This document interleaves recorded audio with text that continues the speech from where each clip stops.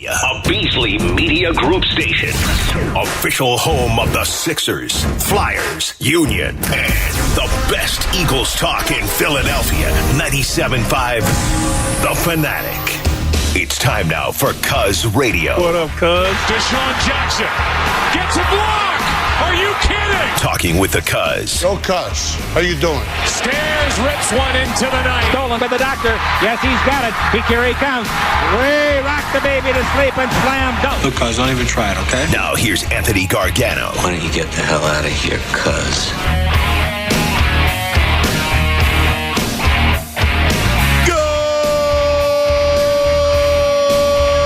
morning, everybody. Happy Wednesday to all across the Delaware Valley. Cuz Radio with the Tunis just getting started. A couple things. One, we're going to get into today's day is about front office ownership and what you guys seek. That's going to be our main theme of conversation as we have two major changes, right? Flyers, as we had Keith Jones in yesterday with a new GM president, the whole thing with Danny Briere and Keith and Jonesy. So we're going to talk about that. And, of course, the Sixers with Nick Nurse and the new coach. So it's going to be about front office. It's going to be about ownership, what we want, and kind of where we're at right now with each of the teams. So it's a status of the front office. I mean, I think they kind of grade out pretty well, but we'll dive deeper into it as the morning goes on. We got to start with last night. I got to tell you, I just don't know what's wrong with this team. I know this team is good, right? I know it's good. I know that this team has talent. I do. I know it. I know it's got talent. I mean, I don't believe John said something this morning and he asked the question, and he said, I'll know by the All-Star break or 4th of July whether or not last year was the biggest fake me out in the history of pro sports. Whether that run last year was completely fool's gold, was completely a mirage. Can I tell you, I don't believe it was. Honestly, I don't believe it. I don't believe that it was a mirage. I can't believe that that's the case. Listen, we all know baseball, right? I mean, look at this team. You're going to tell me now Trey Turner is obviously struggling. And, nobody foresaw him to be in this kind of funk. This kid was a great ball player. He was great in Washington. He was great with the Dodgers. And it's bizarre because he's not hitting.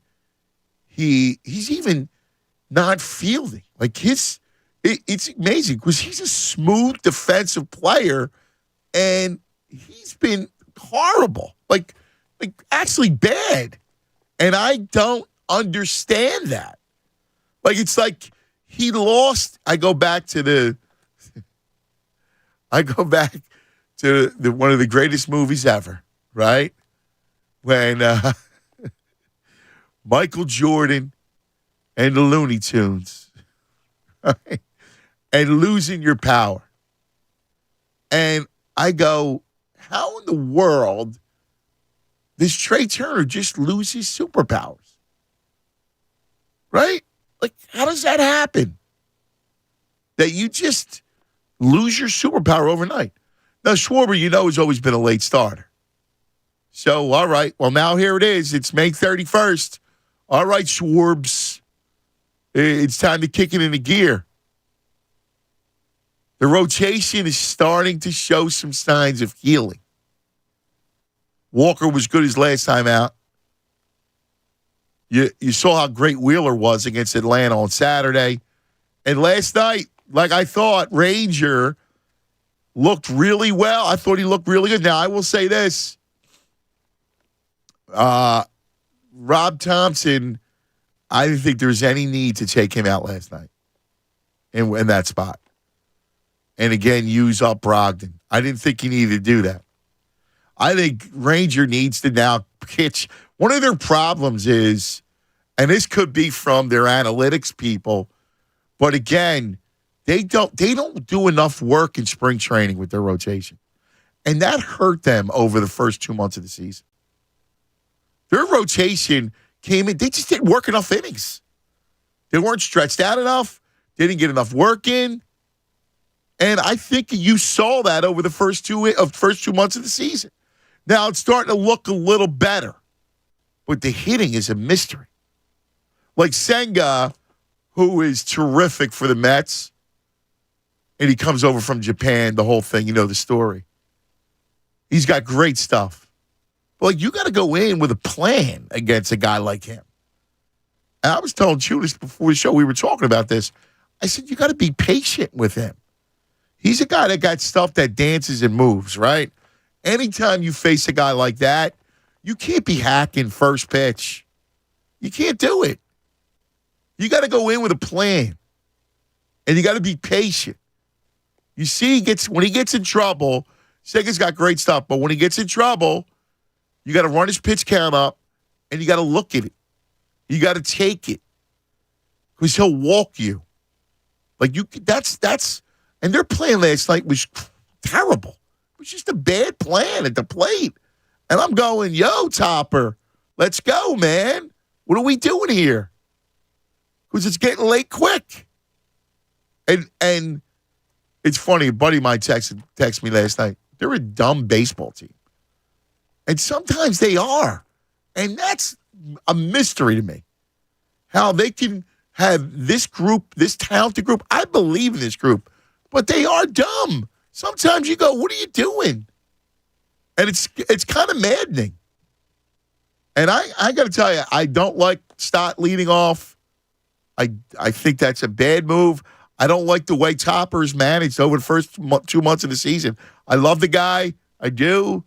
I think he's great temperament. But I disagree with a lot of what he's done. A lot of their philosophies. And they got to get this thing turned around quick. Good morning, Jonas. Hi. Yesterday was frustrating because it's the stinking New York Mets. The New York Mets are to me what the Boston Celtics are to you. And so seeing the Phillies lose to them in just awful fashion, right? Like you said, they're not playing smart. I mean, there's nobody out. You finally have a base runner, and JT's trying to steal second. And I get it. I'm all about stolen bases in small ball, but you finally got a guy on, and look at what happened. Now all of a sudden the inning changes. The inning changes. So Adam Ottavino, who's the setup man for the Mets, wicked slider, right? Actually, he's not been having that good of a year. So he puts the first guy on, and then you give him a freebie. Yeah, I don't understand it. He gets a free out because JT gets caught stealing. I know JT's the fastest catcher in baseball, but yeah, come on, dude. You know, exactly. Work it a little bit. And it's the same thing with Senga. So my man Corey Seidman put this out, and it was funny. I said this to you literally right after you talked about being patient when we were in the car this morning. Senga has walked at least 3 batters in 8 of his 9 starts, but hasn't walked anyone through 5 innings tonight. The Phillies chased 41% of his pitches outside the strike zone.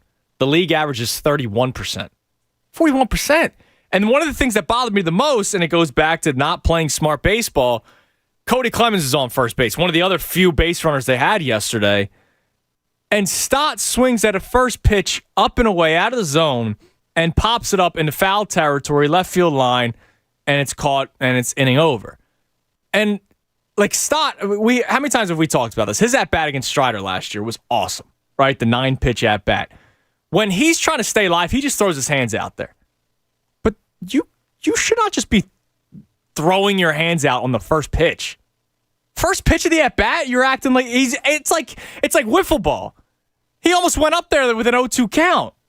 And that's how his approach was. Like, dude, what are you swinging at?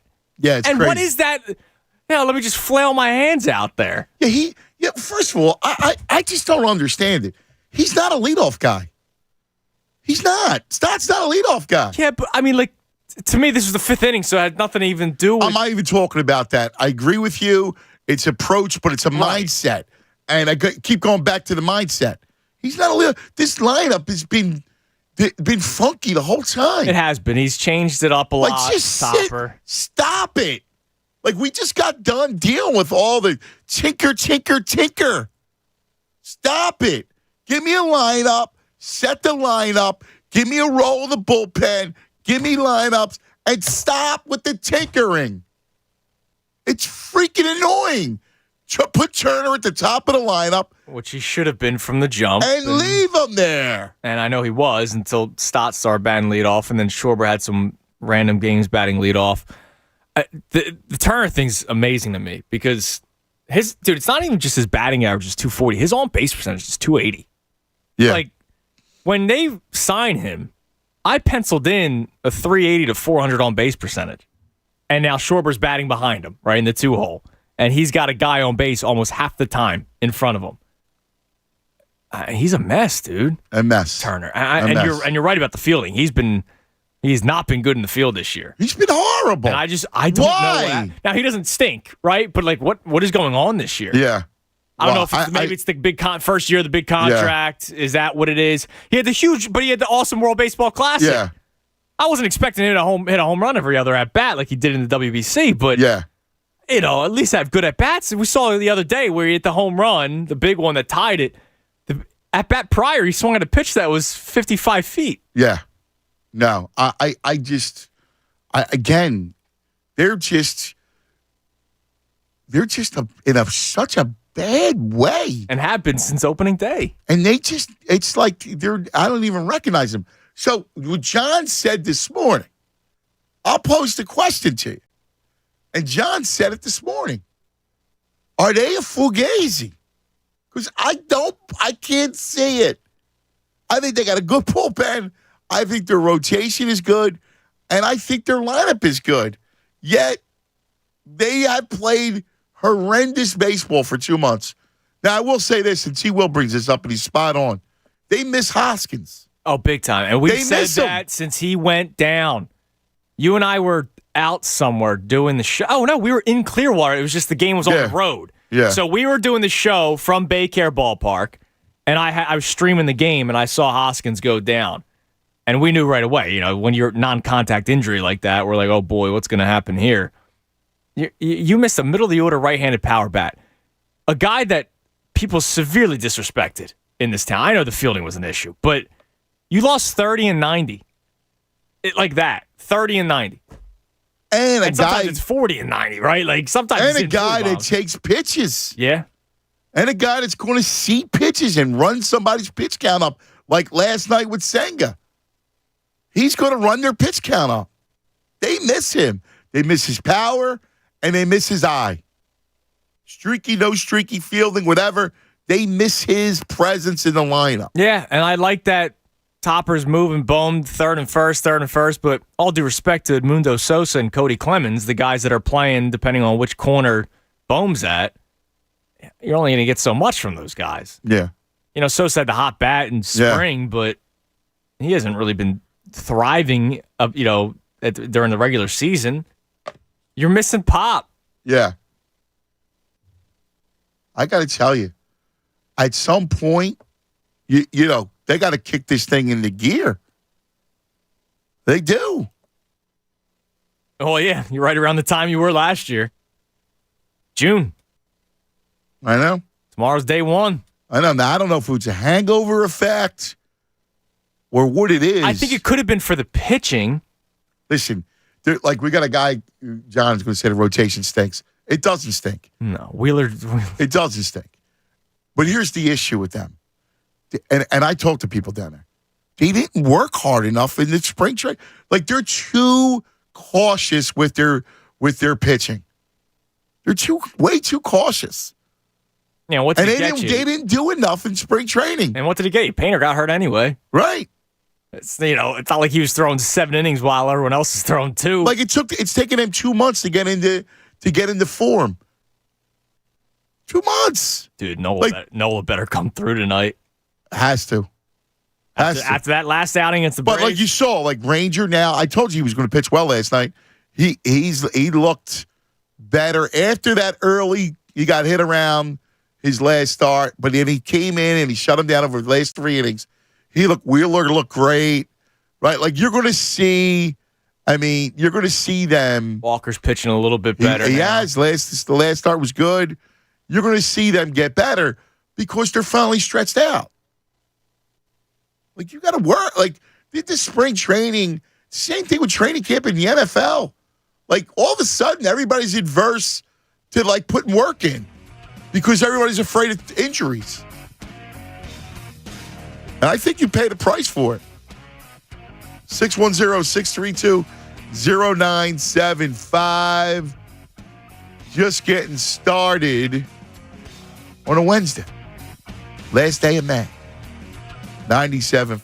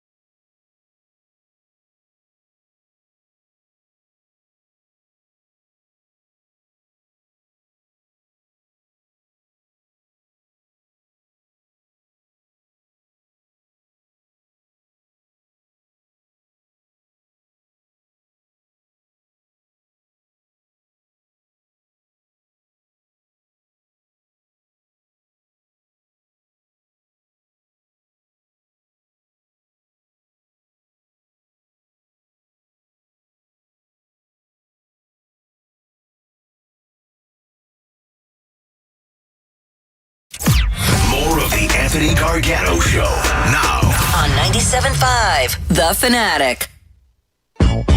10 o'clock hour brought to you by Window Nation. Take advantage of Window Nation's 50% off sale on all style windows. Plus, make no down payment with no payments and no interest for 12 full months. Call 866-90-NATION or visit windownation.com. Yeah, stay right with you, son. Good luck. Good luck. We need Charlie. Need the skip to come on in here. Come on, give you a little some hitting season. Yo, man, we love you. My man, Daddy Mufasa, brings up a great point. He says, I think it's the hitting philosophy is the biggest issue. They have the highest chase rate in baseball. Think about that stat, cuz. And he's right on. Like, what are you doing? Yeah, and it's weird when you have guys like Trey Turner who are, career great on base percentage guys. Bryce Harper. Now, Bryce has been playing great, so it's not like he's really been an issue.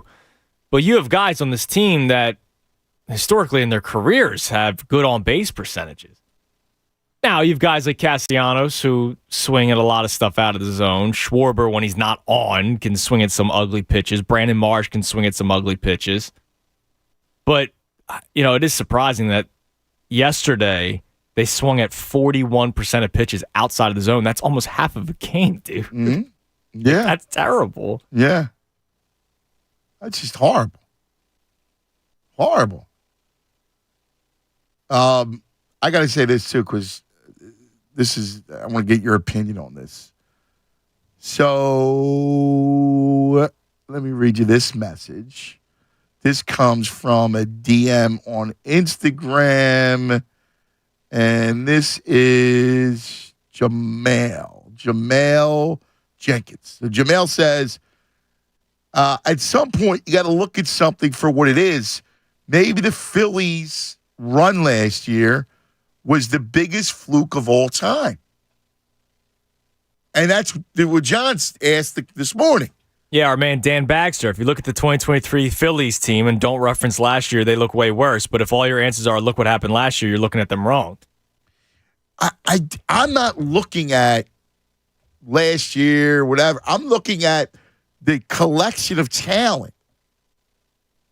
And I know Bryce just got back, but I'm looking at the collection of talent. And I go, last year was not a fluke. It couldn't have been a fluke. No, you literally have an all-star on the mound, at least two of them, in Wheeler and Nola. You have an all-star behind the dish. You have an all-star at short. You have an I watch baseball, in the but you outfield. and I watch the rest of the league. Yes. Like, I'm a geek, a loser. I like to, I follow all these players and all. You like checking on the fun young teams like the Orioles when they're playing well. Yeah, the Pirates. Right. I like Tampa. I like to watch these teams, and I like to follow them too. I like the fantasy baseball, and I follow all these dudes, and I enjoy that stuff. I watch the Braves when the Phillies aren't on. Yeah, they're a stellar baseball team. And the A's beat them yesterday. And I like good young players. I mean, I could look at teams and see the talent across baseball, and I look at these guys and I go, they should be better. They should be better. Now, what is it? And they underachieved last year. I put it on Girardi because the moment he rolls, the moment they replace him, 10-game winning streak. And they play with what was it? What they finish? From that moment on, they were the second best or the first best record? Yeah, it was them and the Dodgers were at the top. So you're at the top of baseball for a June, July, August, September, 4-month stretch. And that was with the potential collapse at the end of September. Right. You went 4 months at the top of the best record in baseball. That's 4 months is says something. Right. And then to that group, you add Trey Turner. You know what I mean? Now you lose Hoskins, right, which is a big deal, as we've been saying. But, it's multiple guys with slow starts. Yeah. And then they've also had a historic low batting average with runners in scoring position this year. They have come up small time and time again. Dude, I just don't get it. I don't get it. Is it now? I may owe an apology. I had an old buddy of mine who the first week of the season calls up. It was like 2 weeks into it. Sugar Bear. And he says, he's ripping Topper. I'm like, dude, come on, it's early, blah, blah, blah. You're 5 games in, dude. But listen, everything he said was right over the last 2 months. It's played out. And a lot of people... he's made a lot of mistakes. A lot of people were worried that he was, like last year, he was the different voice. Right. And a different voice that lets you be a human. Like Joe Girardi was a robot. Joe Girardi had weird clubhouse rules, like he was trying to make, the Philadelphia Yankees, right? Like it was just strange. It didn't fit with the culture of the team. There's no, Thompson isn't that second voice anymore. He's now the guy. He's the manager. And, I've heard people ask the question, when does he start grilling his players? I don't know. Maybe he is saying stuff in the locker room, but that's also... Well, also, what's the philosophy? Again, Daddy Mufasa on Twitter says, well, what about the philosophy? Well, and Topper's a part of that. You got to say, dude, going into the game, I know how Charlie would do it. Going into the game, you go, we got Senga. Fellas, what we're going to do today is we got to make sure we're real patient. We want to see a lot of pitches. Right. We want to run his pitch count up. I'm a guy who loves an aggressive approach. The old saying of the first pitch of the at-bat is going to be the best pitch you see all at-bat. Now, it's different nowadays because guys are throwing 90-mile-an-hour curveballs first pitch, right? So it's changed over the years. It's a little bit different than when I'm growing up.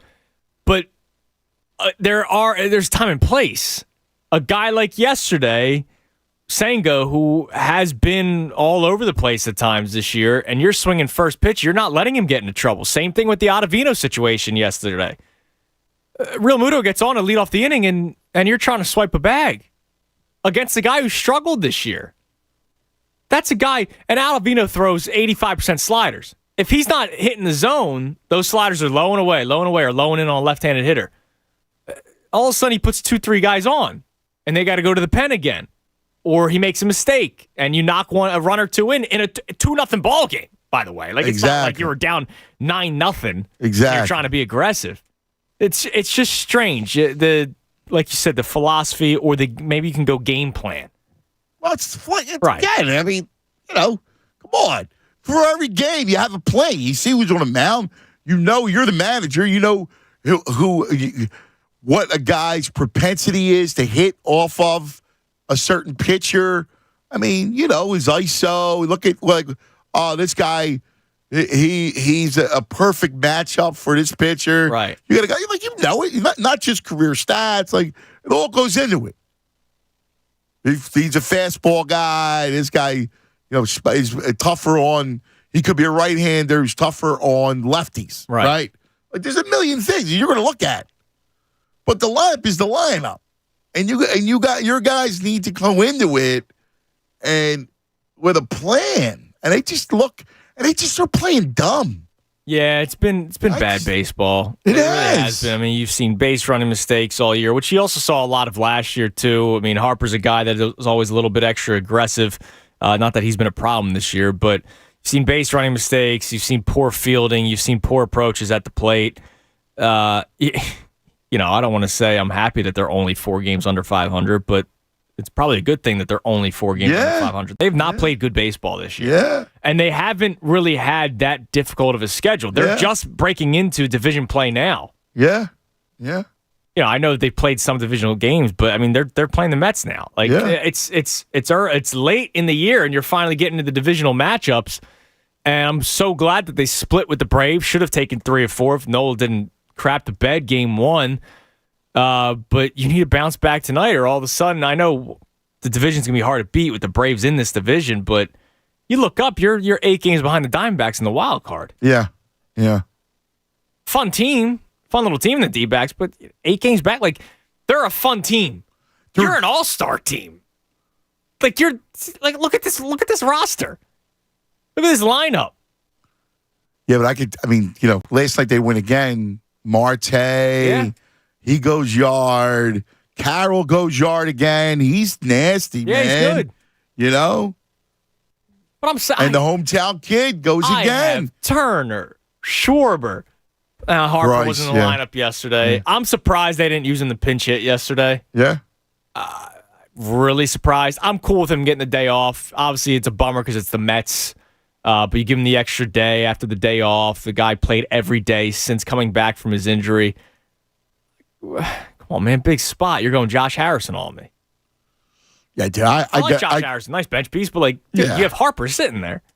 Yeah. With a runner on down 2. Yeah. You hope magic happens. Yeah. You hope he has a swing of his life or something. You're giving me Josh Harrison. Yeah, no, listen, dude. I mean, that's, again, you look at it, and it's funny, my man Jimmy Garecki, our skateboard legend, says, well, they made that big run without Bryce. They should be able to do it without Reese. But what Reese gives you in that lineup is right-handed power and a guy that can actually take pitches. Yeah. Right? They're missing that. They're missing a right-handed bat like that. You don't think he helped out Schwarber at times last year? Sure he did. They're missing the right-handed power bat. That's something you're going to have to get at the deadline. Yeah, we've been talking about C.J. Cron since the second the injury happened, right, with Hoskins, and you don't want to overpay early on. But yeah, they need to get some kind of right-handed power bat because it's a big hole for him. And their lineup is out of whack. It is. They're missing. They're missing something. But all that said, they do have enough to be well over 500, right? Yeah, they shouldn't be 4 games. That's we could talk about certain the fifth starters killing them, right? Right. Mufasa's right about that. Fifth starters killing them, and you had no chance Sunday night. No, Covey versus Strider. That was a problem, right? It's a problem when you have no chance every fifth day. That's an issue. But there's these things that it would be sad if this season is just a blah. It would be sad. Yeah, and that's what it's been so far. I'll stand by it. I can't believe they're only 4 games under. If you watch them every night, right? You watch them every night, you see how ugly it's been. And you go, then you look at the record, you go, damn, thank God they're only 4 games under. I know. It has not been a fun season to watch. It's been frustrating. Well, that's the other runners thing. in scoring position thing has bothered me like crazy this year. Yeah, that's small. And again, when you play just bad baseball and bad fundamental baseball. Jeff brings up there, keep your head down. There are a lot of them are flat. When you're out of whack, you're just all of a sudden. Now, part of that was Senga last night. Yeah, and his stuff. But the ghost fork. Yeah. The ghost fork. I love that. But here's the thing. You it's now May 31st. Right. And you got to start playing. Because actually I'm unimpressed with the Mets. I think they're they've been a mess. They've been a mess too. I look at this team. I look at the division, and I go, Braves. Listen, it's all Atlanta. Atlanta is just tremendous. But you look around the National League, and National League, you go, how great are these teams? Yeah, I know. We'll do the here's the very, very early look at the wild card standings in the National League. But right now, the Arizona Diamondbacks are the top team in the wild card, followed by the Marlins, Mets, and Giants, who are all 28 and 27. Right. They're all a game over 500. Right. Then it's the Pirates, first team out. Reds, 25 and 29. Phils, 25 and 29. The Padres, who were supposed to have a big year, they're 25 and 29. The Cardinals are 7 games under 500. Everybody had the Cubs as a sneaky team to watch. They're 6 games under 500.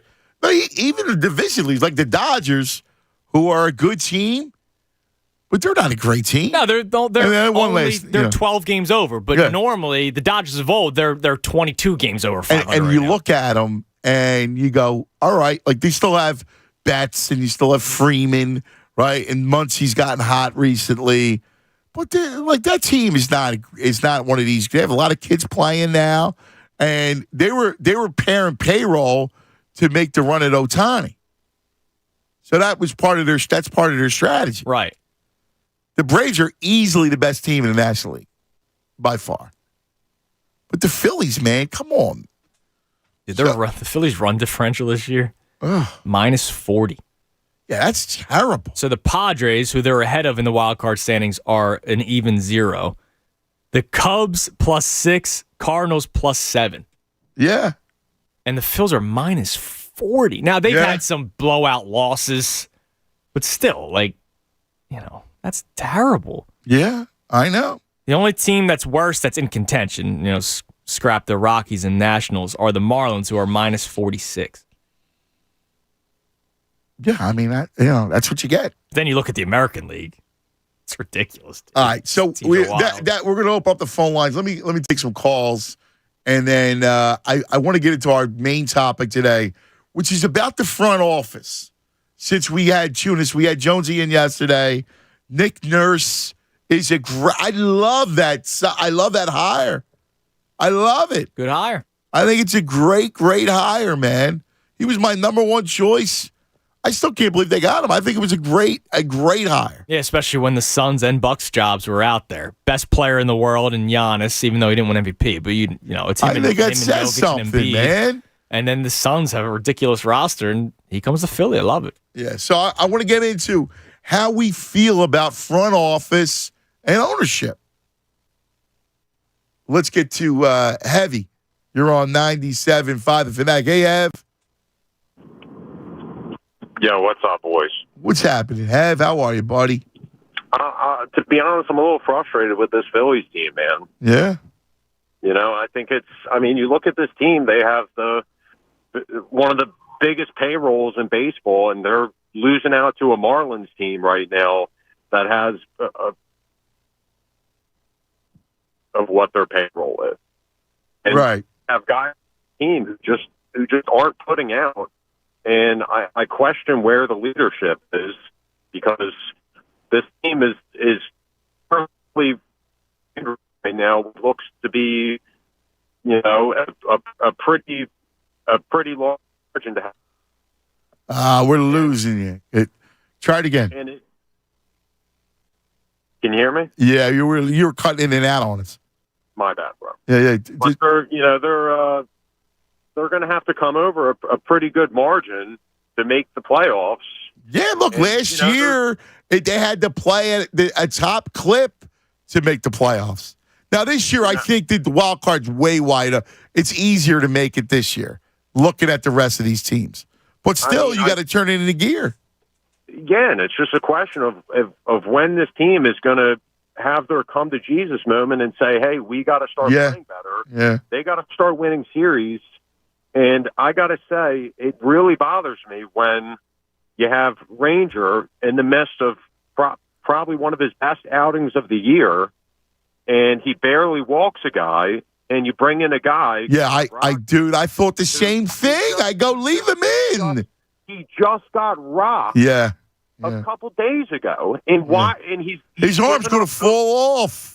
He's given up over 300 average to lefty hitters against a switch hitter. Like, why are you bringing him in? Yeah. Why, I don't understand why he continuously takes out a better player for a lesser. Well, I mean, again, the kid gloves, bullpen, how they treat their starters. Oh, God, it's maddening. Thanks, Heavy. But Heavy's point is spot on, too. They're not fun. That's the biggest problem. You expected this group together, long ball, even without Reese. You're going to hit the long ball. You're going to be fun. Swiping bags. Trey Turner. Yeah. You have Turner, and I know JT got thrown out yesterday, and I stand by. There was a stupid decision to be down 2-0 and has tried to steal a bag against a guy who's had a bad year out of the bullpen. But you have one of the fastest catchers in baseball. You have Trey Turner. You have Brandon Marsh, who's a fast center fielder. You got some speed on this team. And they're not even swiping bags. Nah. It's amazing, dude. It really is. It's amazing. Let's go to John. You're on 97.5 The Fanatic. John A. Cuz, how are you? What do you say, buddy? I can't sit back anymore and listen to this. Oh, God. My head's ready to explode. Number one, cuz our starting pitching sucks. It really doesn't. It does, cuz. Come on. No, it doesn't. Watching the games. Our Nola stinks. Walker's no good. Suarez is just coming back. Number 5, my God. We're pathetic. They're not. They just didn't do enough work in spring training. And remember, their fifth starter, they're 1-9 when their fifth starter pitches. I agree. I agree with you. They don't do enough work in spring training. We're watching pitchers that don't even belong on the Clearwater team, and they're in there playing. What are you going to do? That's what they do. But, cuz, you look at this. Evaldi was available. Michael Walker was available. They're pitchers that should be in our rotation. I hear you on the fifth starter. They thought that Painter was going to be ready, and at some point he better be ready. But I honestly, I think you're too hard on the starting pitching. I think no. I do. Look, go through it. Wheeler's back. He was dominant against Atlanta. Big spot's going to come up small. I get you, but he's still a quality pitcher. Walker looked better last. And Ranger's good. He just had to get back, and you had to do work. You got to stretch your arms. You got to do work in spring training. I don't disagree with you on that point. You got to do work. But these guys are not. Oh my dear God! Listen, go out next year and spend $1 billion to get Ohtani, like you were just saying. Everybody's clear space. Give them $1 billion. You got a number one starter, and you got a guy that will hit 40 homers. You'll be great. You'll have your number one starter. But listen, one more thing. Yes, our bats stink. We made it to the 6th game of the World Series last year, and you might disagree with me, with Schwarber leading off. Schwarber should be leading off. Well, guess what? And thanks, Johnny. I love your passion. You know that, buddy. I don't think Schwarber should lead off. I don't. I get your point that it's worked in the past, and it worked last year, and I get it. You also didn't have a leadoff hitter last year. I just don't see how Trey Turner's not leading off and staying there. I don't understand that. I don't think Stott's lead off. You have Trey Turner, just let him lead off. Like that's it. Turner, Bryce, JT, Schwarber, Castellanos.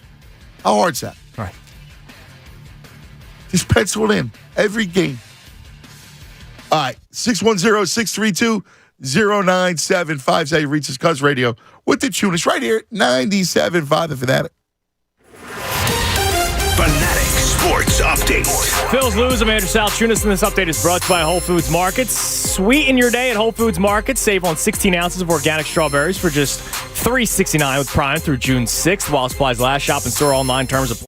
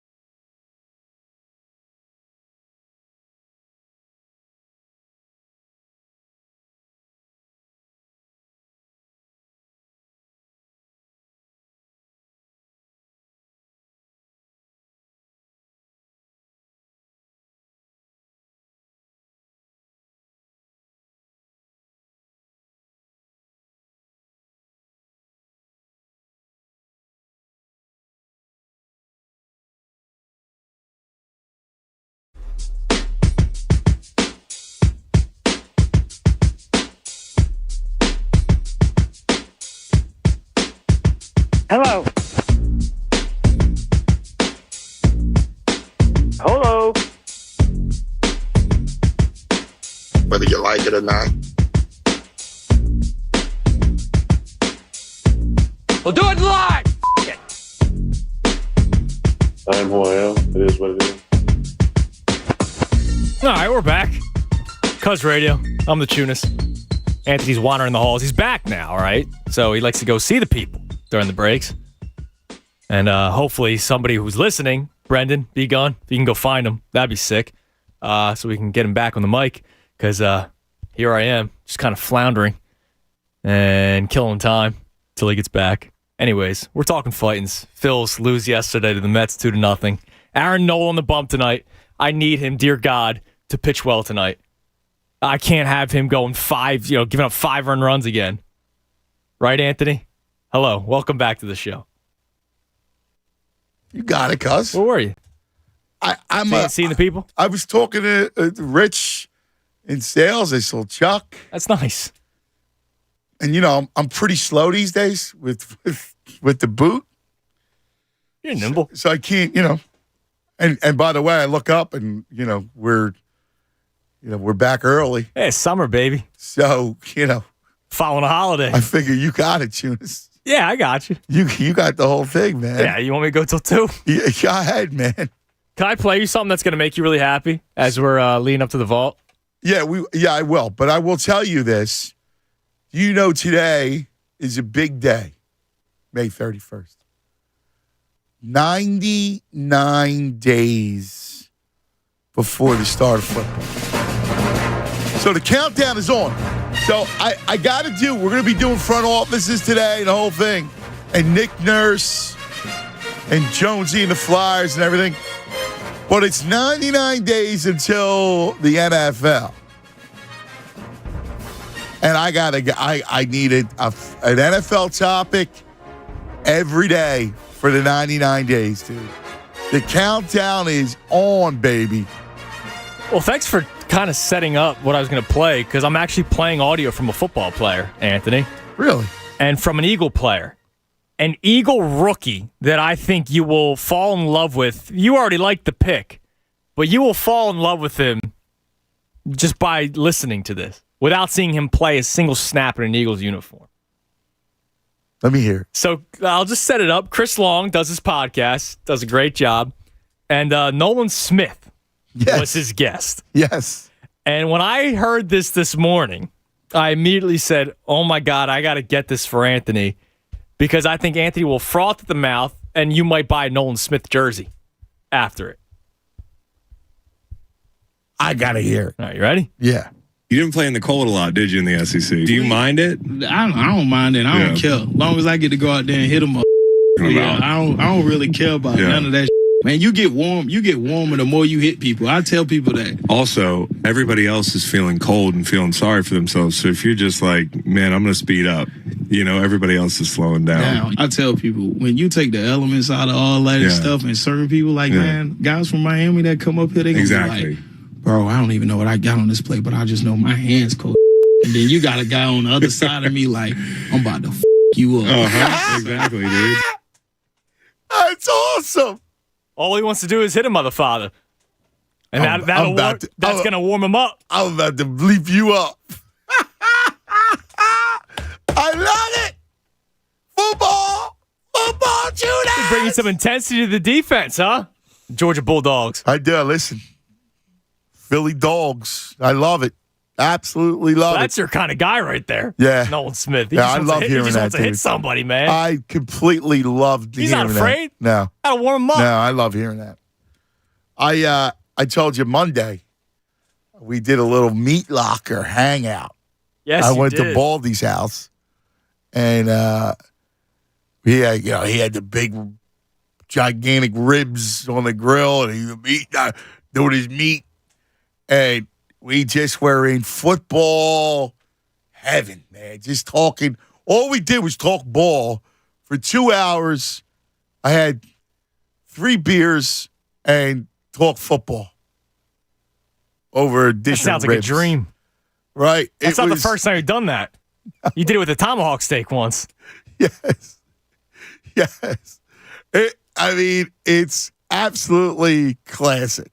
I'm pretty sure the story you told me before was you guys had the steak and he didn't have the utensils, right? No, we ate it. There was no utensils. There was no utensils for the ribs either. I get that. There was the rack. No, but nothing. It was just a plate, gigantic plate with 2 long racks of ribs on it. That was it. Just grab it. And the way you guys grunting like cavemen. Oh. Ribs. Ribs good. The mess is he's got the pinky, right? Oh, God, yeah. The pinky's out here. I'm showing the YouTube. So the pinky's out here. And you can hold on to an extra rib that way. Right. He's got the rib in his hand. He's got the bandana and no shirt. Yeah, of course. Right? Yeah. And he's got the rib. And he's got the and I was doing the same thing.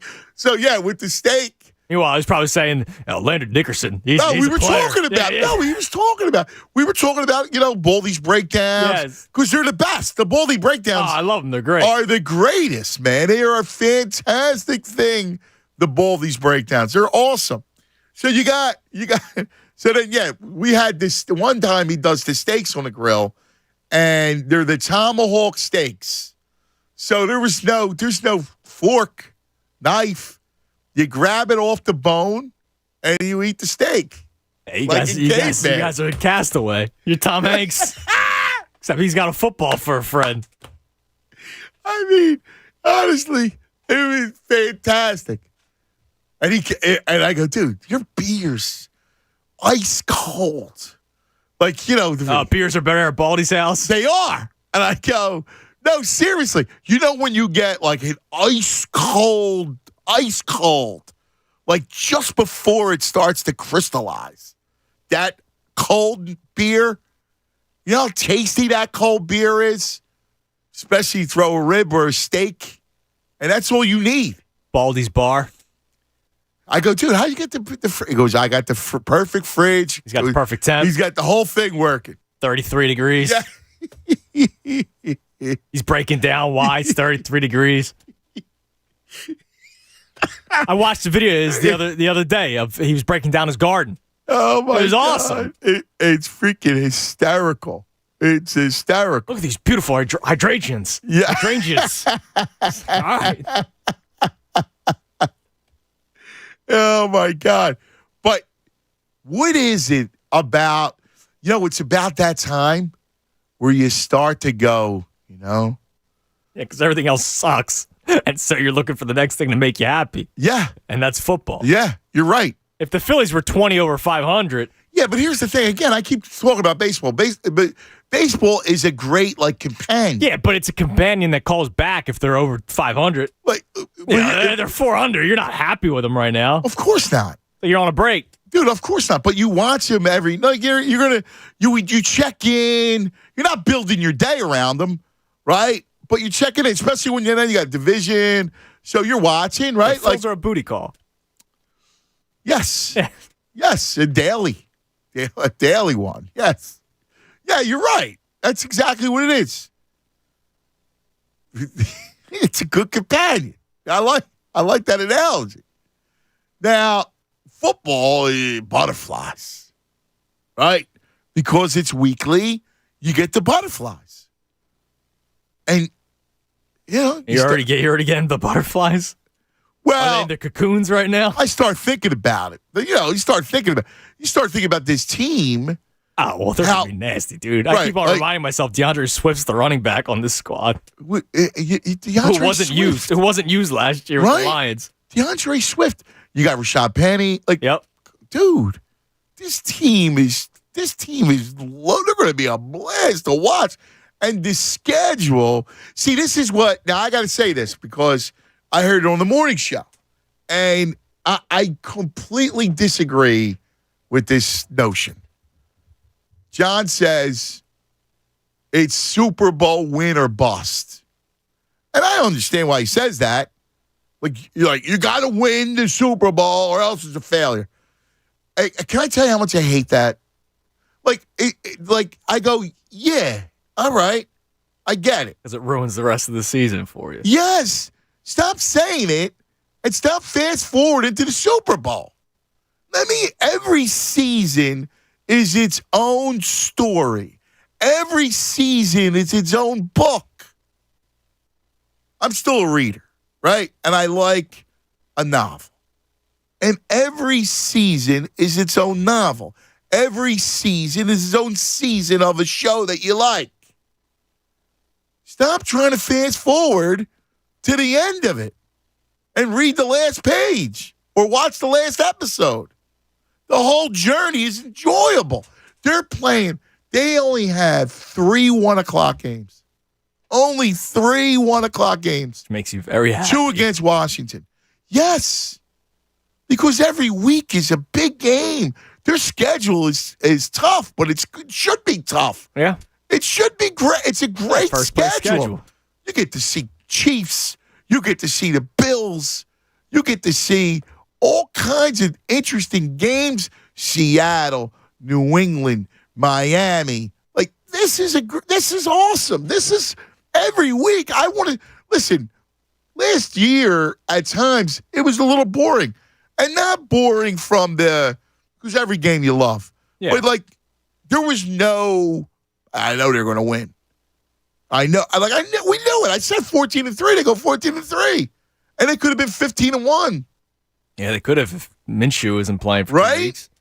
So, don't fast forward to the Super Bowl. Like, I don't want to hear, like, you got to win the Super Bowl. Okay, well, obviously, they got there last year, and they lost, and they should have won the game, and things conspired to make them lose. But we should not have this mentality of, let's get to February. Forget February. Bleep February. Let's get to September and let it go slow. Can I enjoy June first? Bleep summer. Come on, man. Open the vault, Judas.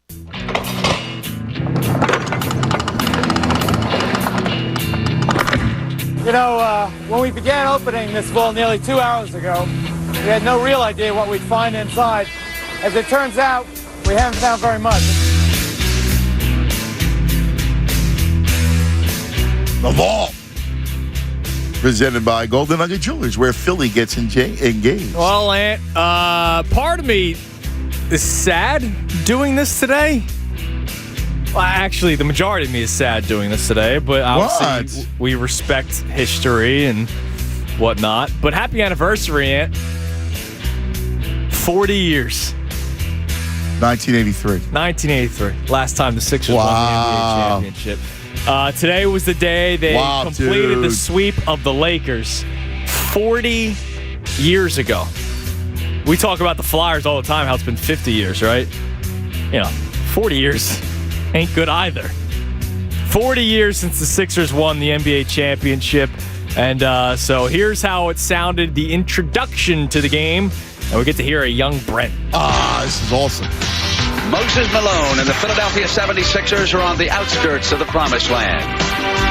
One more victory and all that frustration is over. Philadelphia will finally have won its NBA championship. And the great Julius Erving will finally have his championship ring. The Lakers are counting on pride to avoid a sweep here tonight, but they must solve that savage Philadelphia defense, or the frustrating agony of the last 3 games will continue for Los Angeles. For Billy Cunningham, this could be the biggest night of his coaching career, and he'll do it in Southern California.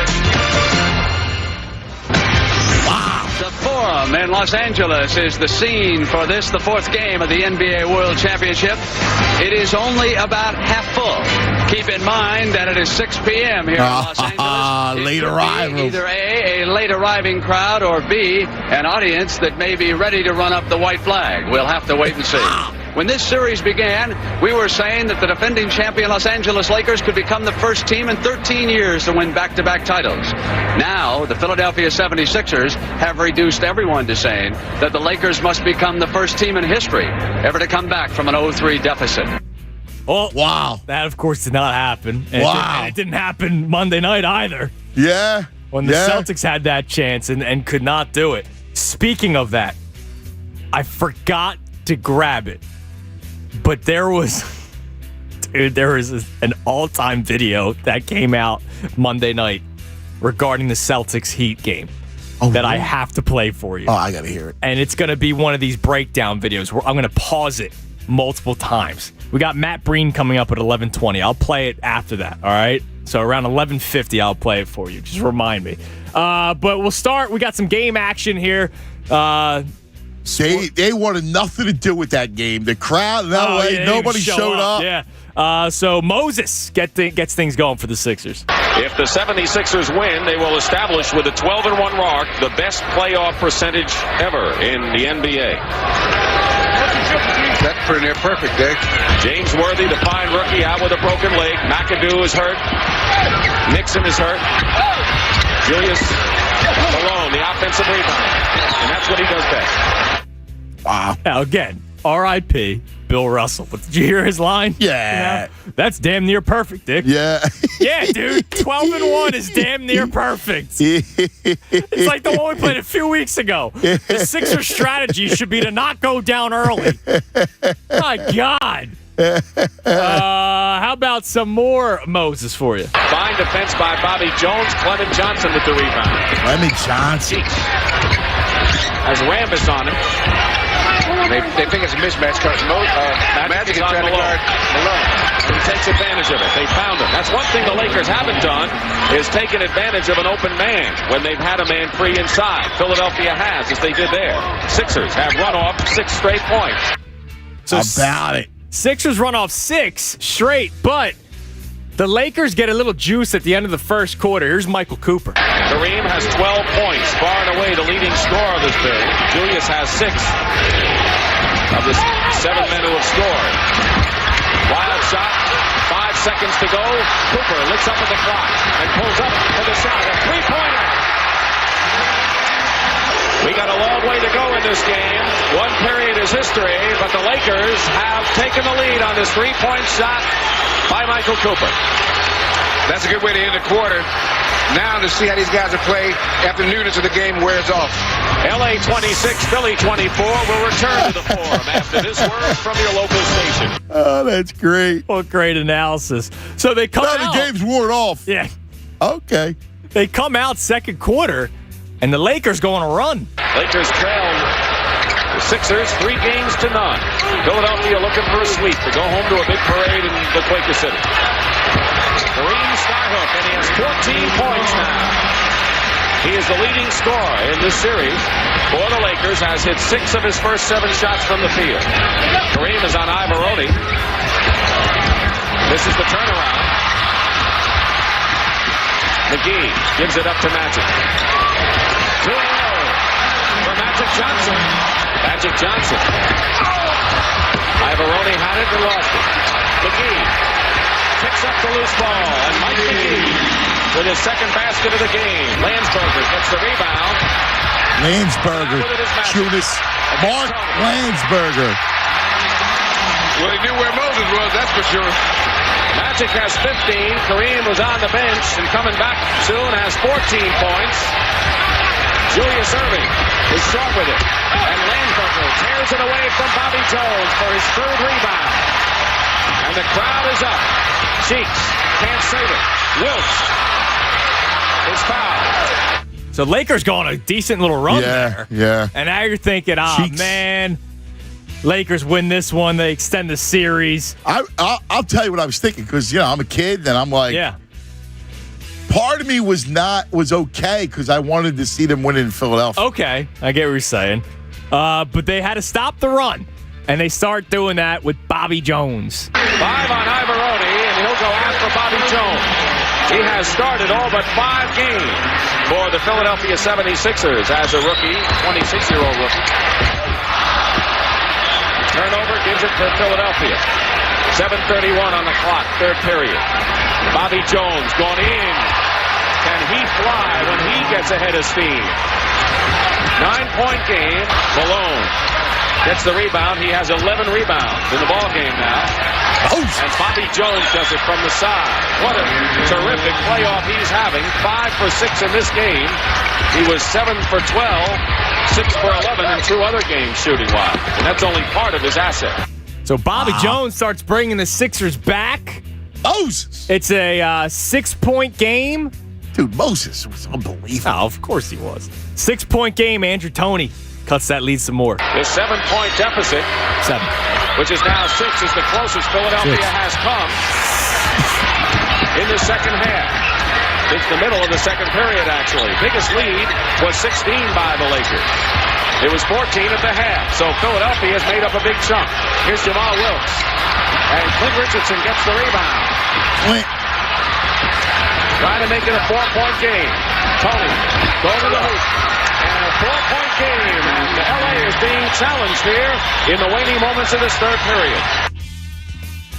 Dude, the Sixers. I could close my eyes. This is why, dude. 40 years. 40 years, dude. 40 years. Give me the cut. Drop. 40. Oh, man, I'm 40.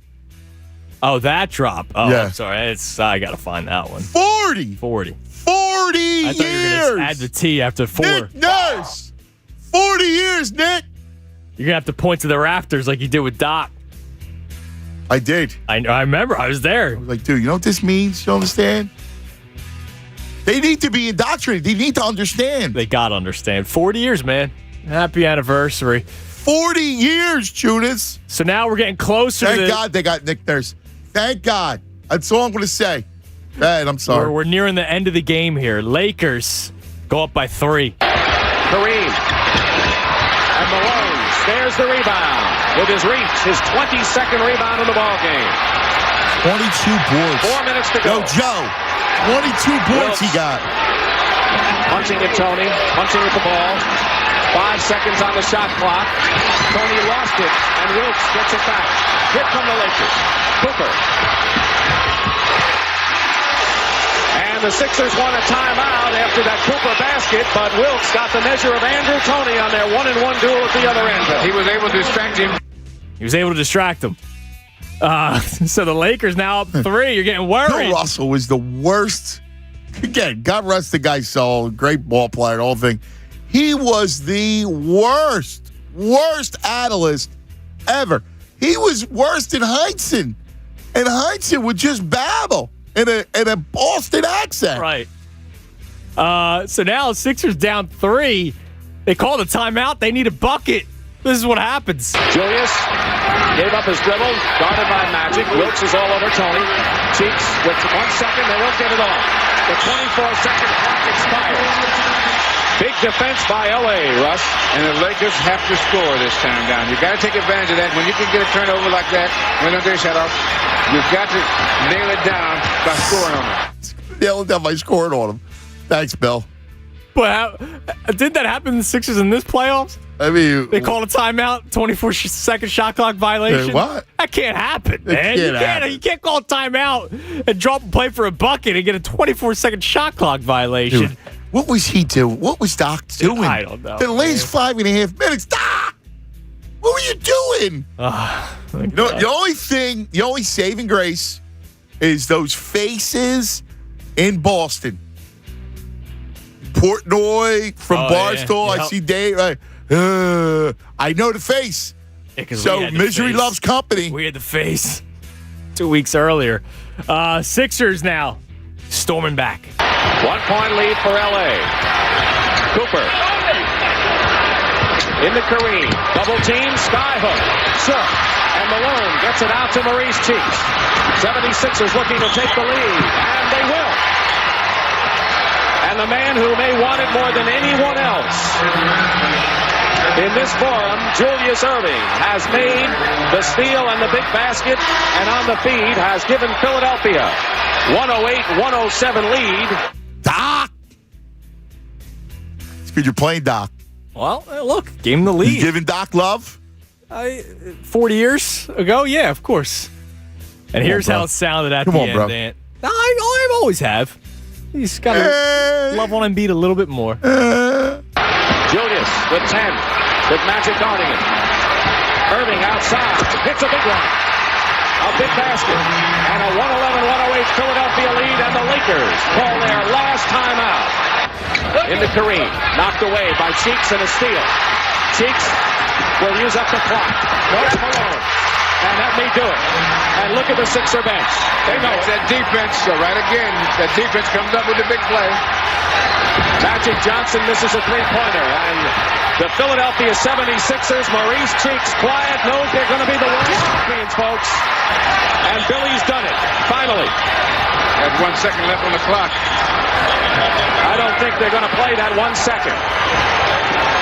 Pat Riley and Billy Cunningham, Warriors, great coaches together. They're both great young coaches. They asked Julius Erving, would you rather win it at home? And he said no, because that would mean 72 hours more of wondering, and I've wondered long enough. Yeah, that's a great line. 72 more hours of wondering, I've wondered long enough. They, again, that was that was like the gift of the dollar. Everybody, the Lakers go in and congratulate the Dodgers. It was amazing because a team loses and they were genuinely happy for Julius Erving. Yeah. Everybody was. That was his crowning joy. That was his moment. Interesting. All right. We'll open up the phone lines again. We hang out. I can't wait to play this audio that I just remembered. All right, good. I can't wait to play. It's hysterical. 40 year anniversary. Yeah, it's depressing. Dude, 40 years since they won it. 40 years since they won it. 22 since they got out of the second round, dude. 50 for the Flyers. Yep. What's it? It's next year. It's the 50th anniversary.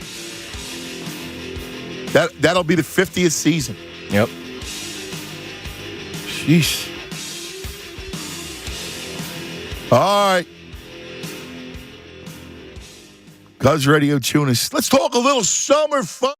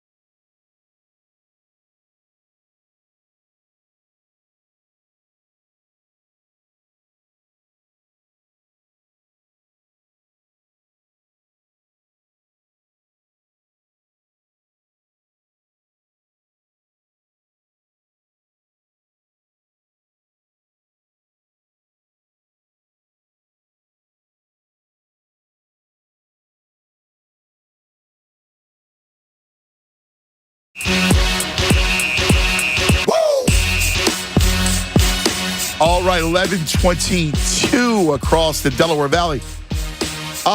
Tunis, I got a yo. Because we got a yo. Merry Xmas, yo. I go to Bishop Eustace Baseball. Tunis, they got a big game today. They had a big prospect pitch for the Diamondbacks yesterday. And Zach Gallen. Zach Gallen, that's the truth. That's a great program. They got, it's funny, they got a big game today against Rainey. Okay. Ranked number 3rd in the state of New Jersey. It's the state tournament. My man Vinny Panvini Jr. is rocking it. What a great, they had a great team, man. Yeah. Both those schools are nasty. Yeah, Rainey's man. really Anthony good. Christian Mascioli. I mean, these kids are playing really well, man. Yeah, it's going to be fun, man. It's a good tournament game. time. Yeah. All the high school teams. Yeah, man. I love that stuff, man. I love the kid stuff. And, man, I'll tell you, there's a lot of great baseball in our area. Oh, my God, yeah. I mean, you look around our area, it's fertile. Yeah, and you go north, I know we don't really claim Tom's River, but Tom's River, you had Todd Frazier come out of there. Yeah. And, I say Tom's River because we played Tom's River in the state tournament when I was at Clearview. So, it's not like they're 3 hours North Jersey where they're not in reach. So there's a lot of good ball players that come out of this area, man. It's amazing. So there's a pipeline with Duke and baseball, Duke baseball. Oh, is that right? Yeah. There's a lot of kids get drafted, and in fact, so yesterday Anthony's working out at. So he works out at this place. A lot of kids work out, young athletes, Alpha Athletics. So my man Dennis Adams, he works out Anthony. They do football, baseball, a lot of the kids. He was telling me about some of the baseball guys that go in and work out there. And, dude, there's like a couple kids that are going to be on the scene. One kid's with the Astros. Oh, cool. He's in Double-A, wrecking the ball. He's got like 9 home runs already. That's awesome. Just wrecking the ball. And I can think about the prospects that come out of here. It's impressive. Like for a Northeast, Mid-Atlantic, region that's not Texas, California. Or Florida. Right? Yeah. I mean, it's impressive the type of talent that comes out of here. Both football, baseball, and hockey too. Oh, yeah. It really is. All right. It's now 11:25 on this Wednesday. Every Wednesday, we like to visit with our buddy from the Inquirer, Matt Breen, to talk all things 4 for 4. Matty, good afternoon, buddy. Good afternoon, Ann. How you doing, man? Good, pal. Good. So today's conversation we're about to get into, and I think it'd be perfect to kick it off with you, is the state of the front office and ownership. And I want to go into, because yesterday I had Jonesy in for a good 90 minutes talking about the future of the Flyers, where they're at, what they need to do. And look, he's got to do it, but they recognize what the task at hand is. Yeah, and I think it's always like when there's changes made, especially someone like Keith Jones who doesn't have there's no track record to look at, of what he's done elsewhere. So you kind of have to give him the benefit of the doubt and see what happens. And you talk about a franchise that you don't have to go that far back to see how proud that franchise was at one point, and now it's a distant fourth in the city, and it used to be, rivaled the Eagles in the 90s. So there's a lot that has to be done, but I think it's like a sleeping giant that if they're good and they're winning, it can be, this town can become a hockey town again. Yeah, I do too. I mean, listen, we saw it. I saw it twice with the Phillies, and you covered it. So baseball was dead in the right after 93, the strike happens, and then it goes really, really bad. And by the year of 2000, baseball's dead in Philadelphia. Completely dead. So much so that when I was at the other station, our program director used to chastise me for talking Phillies. Like, it was an edict that we were not. Stop talking baseball. How many times I got to tell you? I used to get that all the time, right? And then it dies again after the Chase, Ryan, Jimmy Teen, Charlie, and it dies again with Klentak, and all of a sudden there's a renaissance. So we've seen it. The Sixers were dead, right? Then they do the process, and all of a sudden there's new life. So we know that this is an amazing sports town, and it's never dead. It's dormant. Exactly. And the only team that doesn't go dormant is the Eagles. Even, late 90s bad Eagles teams, it was still a football town no matter what. But I'm just curious to see what happens with the Flyers. Dan Hilferty is once they hired him, once he came on board, it seemed like, okay, good. They're going in a new direction here. A guy that has been invested in the city, and I think that's such a key part. Is that he grew up here. He understands, where the Flyers were, where they've been. He obviously has success in the business world, and also dabbled in sports with getting the World Cup here. So I thought that was a really creative move to get him, because he wasn't a retread. It wasn't an Andy McPhail. Right. Yes, that's a great point. That's a great point. Because Andy McPhail came in here, and he just was just another suit, right? And he was a fake suit who, by the way, didn't even win. It wasn't with his team in Minnesota that he built. But I'm with you. Years earlier. And here's the thing that, Hilferty brings in Danny Briere and Jonesy. And you go, all right, let's think about this for a second. Now you could bring somebody in from, and I know people go, well, isn't that the problem, being insular with the Flyers? But when you look at the freshness that Danny Briere and Jonesy bring, you bring fresh eyes, right? Like Jonesy yesterday, point blank, right? There's nobody else pulling the strings. No, this is us. We were making a final call on the whole roster, on the whole organization, and then building this thing up. And we know it's got to be rebuilt.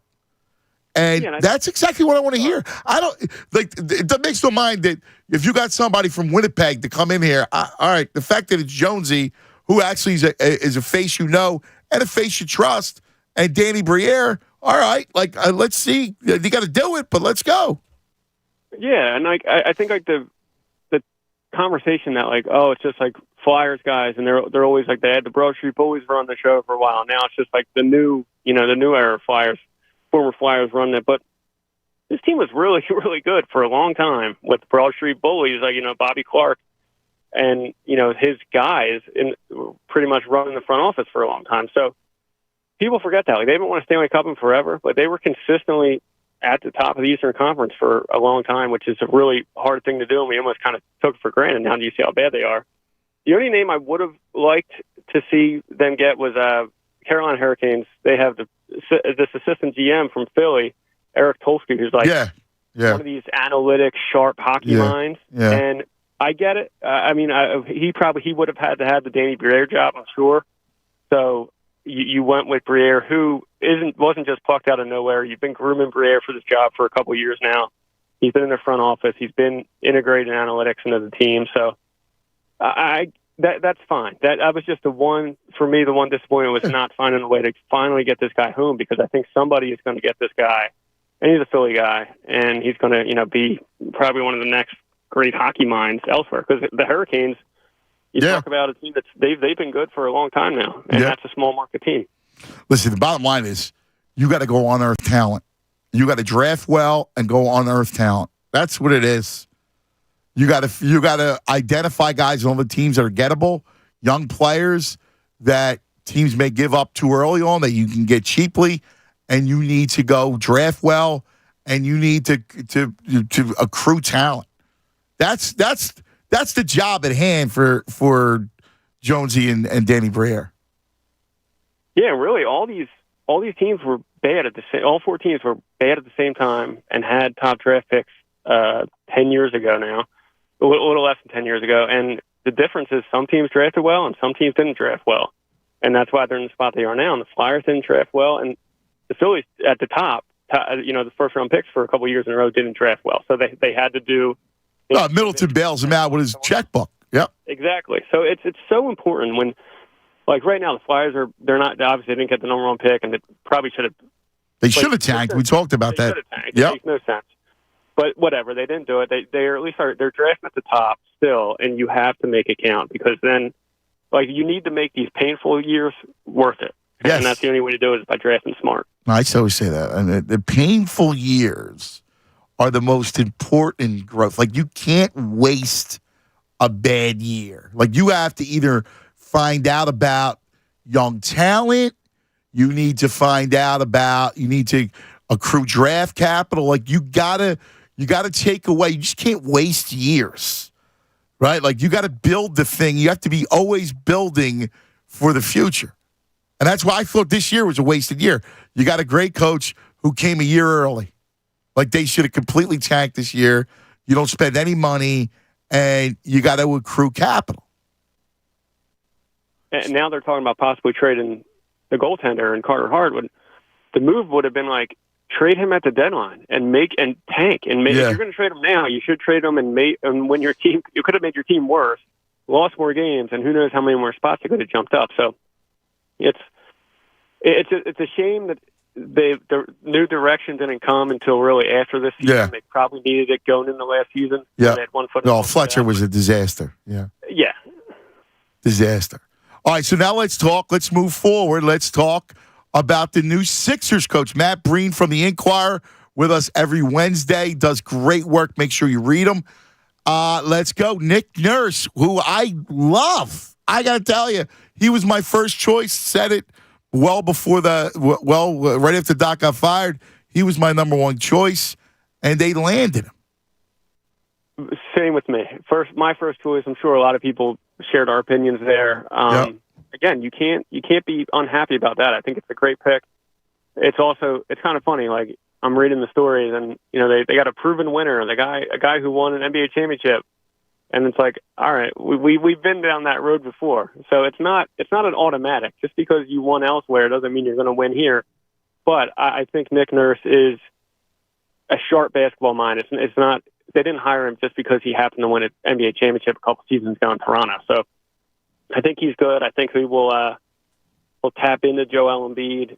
They have it's kind of the funny like give and take that they already have, and it seems like I don't think that stuff was heated. I think it was two competitive guys that wanted to win, and I think he can maybe stroke that competitive fire a little bit and get him going in playoffs, and to have this team finish the series, which they couldn't do this year, and I think Nick Nurse could be the guy.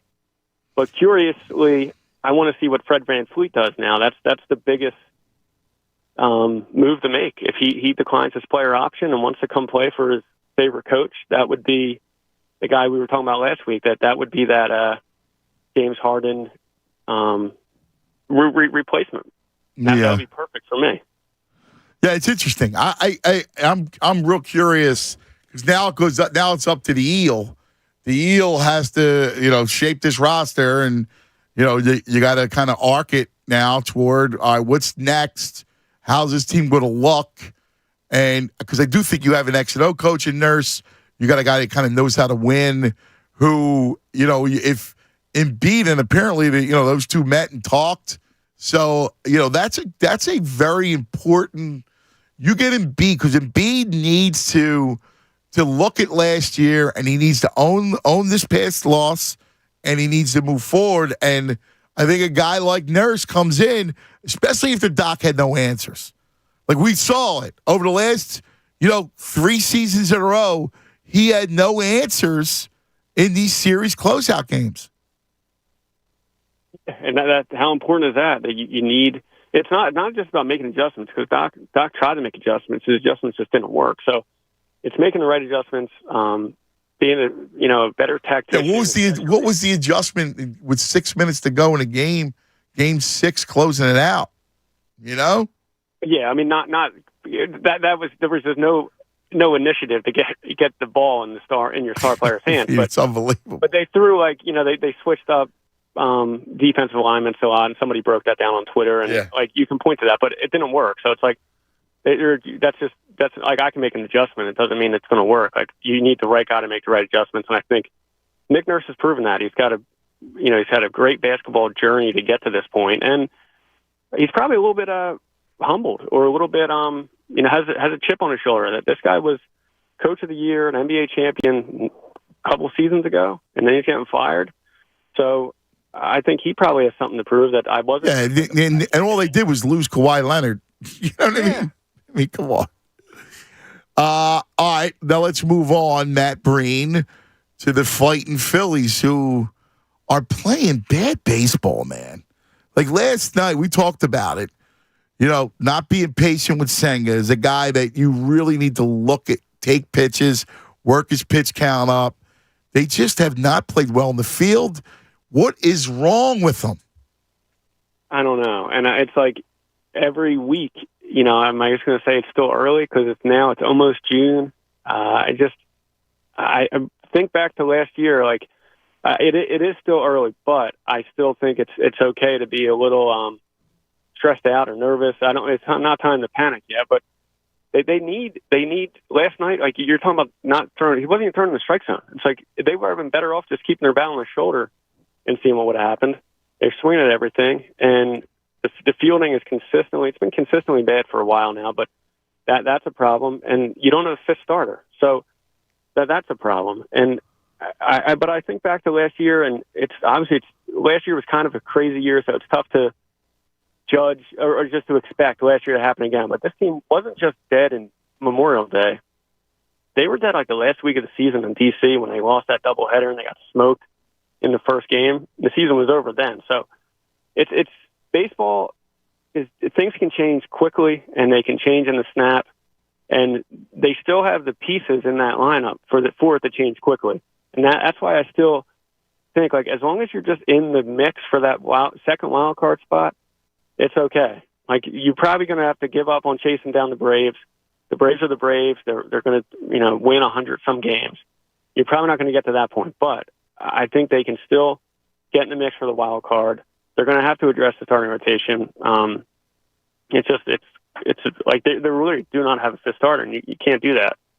So yeah, they're 1-9 when games the fifth starter has started. I mean, that can't happen. But you know what the shame is, though? I look at him, and people are asking me now, and was last year a fluke? And I go, I look at the level of ability and talent that's on the roster, and I can't go fluke. No, it wasn't a fluke to get in that way. It wasn't the way they expected to make the playoffs, was, winning the second wild card. But the team was built to make it to the World Series. It's not like in spring training, we were talking when they signed Schwarber and Castellanos in a couple-day span, you were talking like this is a lineup to get to the World Series. So they got to where you expected them to. They didn't really get there the way you expected them to. And now this year, you picked them to probably get to the World Series, maybe even win a World Series. And it's the destination is still in reach. It's just probably not going to be. It wasn't going to be the way you thought it would be. That they took care of the Braves in the NLDS, so that must mean they're the kings of the NL East, and that's not the case. The Braves are still the Braves. So last week was not a fluke. I mean, last year was not a fluke. This team is still extremely talented up and down the lineup. It's just not. They're not hitting right now. And again, I know it's not. It's past Memorial Day. Like I got to stop saying that. But it's June. It's almost June, and I think baseball is just, compared to different sports, it's funny. It's not. Things can happen so quickly, and I still think this team can get hot. Yeah, I do too. I will say they're not playing smart baseball. They miss Hoskins too, because obviously the right-handed power situation, but beyond that, he's a guy that takes pitches. He'll see pitches. I just don't get Trey Turner. It's like it's like Space Jam, and he's just lost his talent. His talents are on Mountain somewhere. So you're right. I mean, come on. But I agree. I mean, Trey Turner over the weekend especially showed you the glimpses of the best player in the world. I think that's coming. The Rhys Hoskins thing is real. It's like you talk about seeing pitches. It's just kind of, the presence of a guy that's going up there to grind in that bat, settles things down, calms everybody down, and then it's contagious. It carries in the next at bat. Even if Rhys Hoskins strikes out, but he might have thrown 9 pitches and fouled all 4 of them. That's a real. That's the thing that happens. It carries the lineup. So it's a shame that he's not coming back. And then in a weird way, I think this might have shown them even more how important he is going forward. And it also probably makes his contract a little more affordable for next year. So in a weird way, his injury long-term probably helps him stay. The chances increases for him to stay in Philly. And finally, 99 days until football. Can't wait. 99 days, Matt, until you see this squad. It's going to be good. I love it, Matt. Is that 99 till Eagles kickoff or till Thursday night? Till Thursday night to the NFL. Okay. Yeah. Gotcha. Yeah. Can't wait. My brother, great stuff as always. What do you got cooking? What should we be reading? I just stopped. You'll like this. Remember Frank the Animal and the Phantoms? Oh, it's my main man, Frankie. Yeah. He's a dear friend of mine.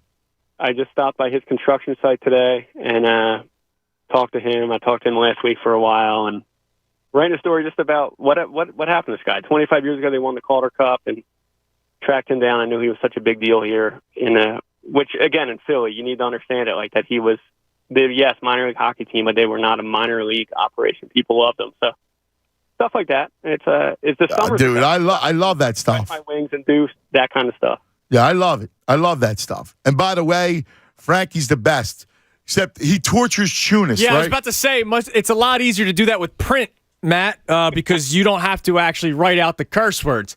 The curse words that he says on the radio that you're not allowed to say, and I only have, one dump per every 30 seconds. I used to say to him, I'll get Frankie on, because I wanted Frankie every week, right?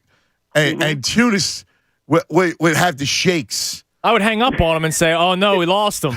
Because I had to wait for the delay to build back up. A pre-recorded segment next time.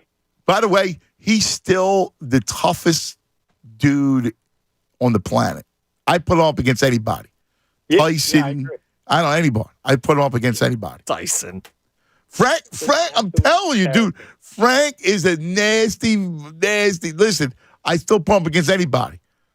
Yeah, he looks like it. He looks like he can still go. Yeah. And, he still has that edge. The animal has not softened. He's still ready to go. All right.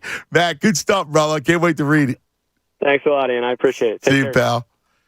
All right, we'll come back. We'll open up the phone lines again, 610-632. And I have this audio I want to play for you. We'll do an audio breakdown. All right, I like it. 610-632-0975. 610-632-0975. Cuz Radio with the Tunis right here, 97.5 The Fanatic.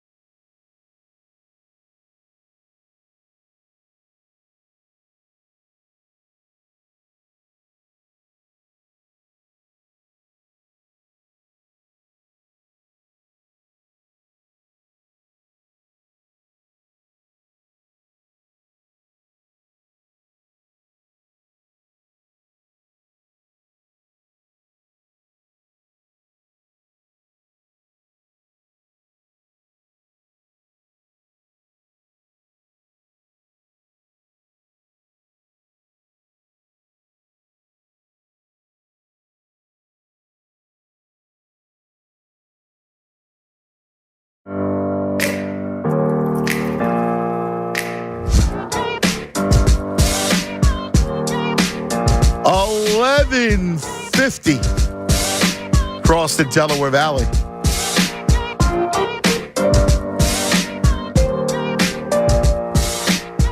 Hanging out on this Wednesday, last day of May. It's funny, you're like, can I please have June?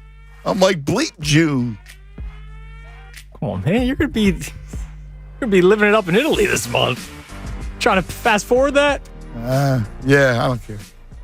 I do. I mean, it's great.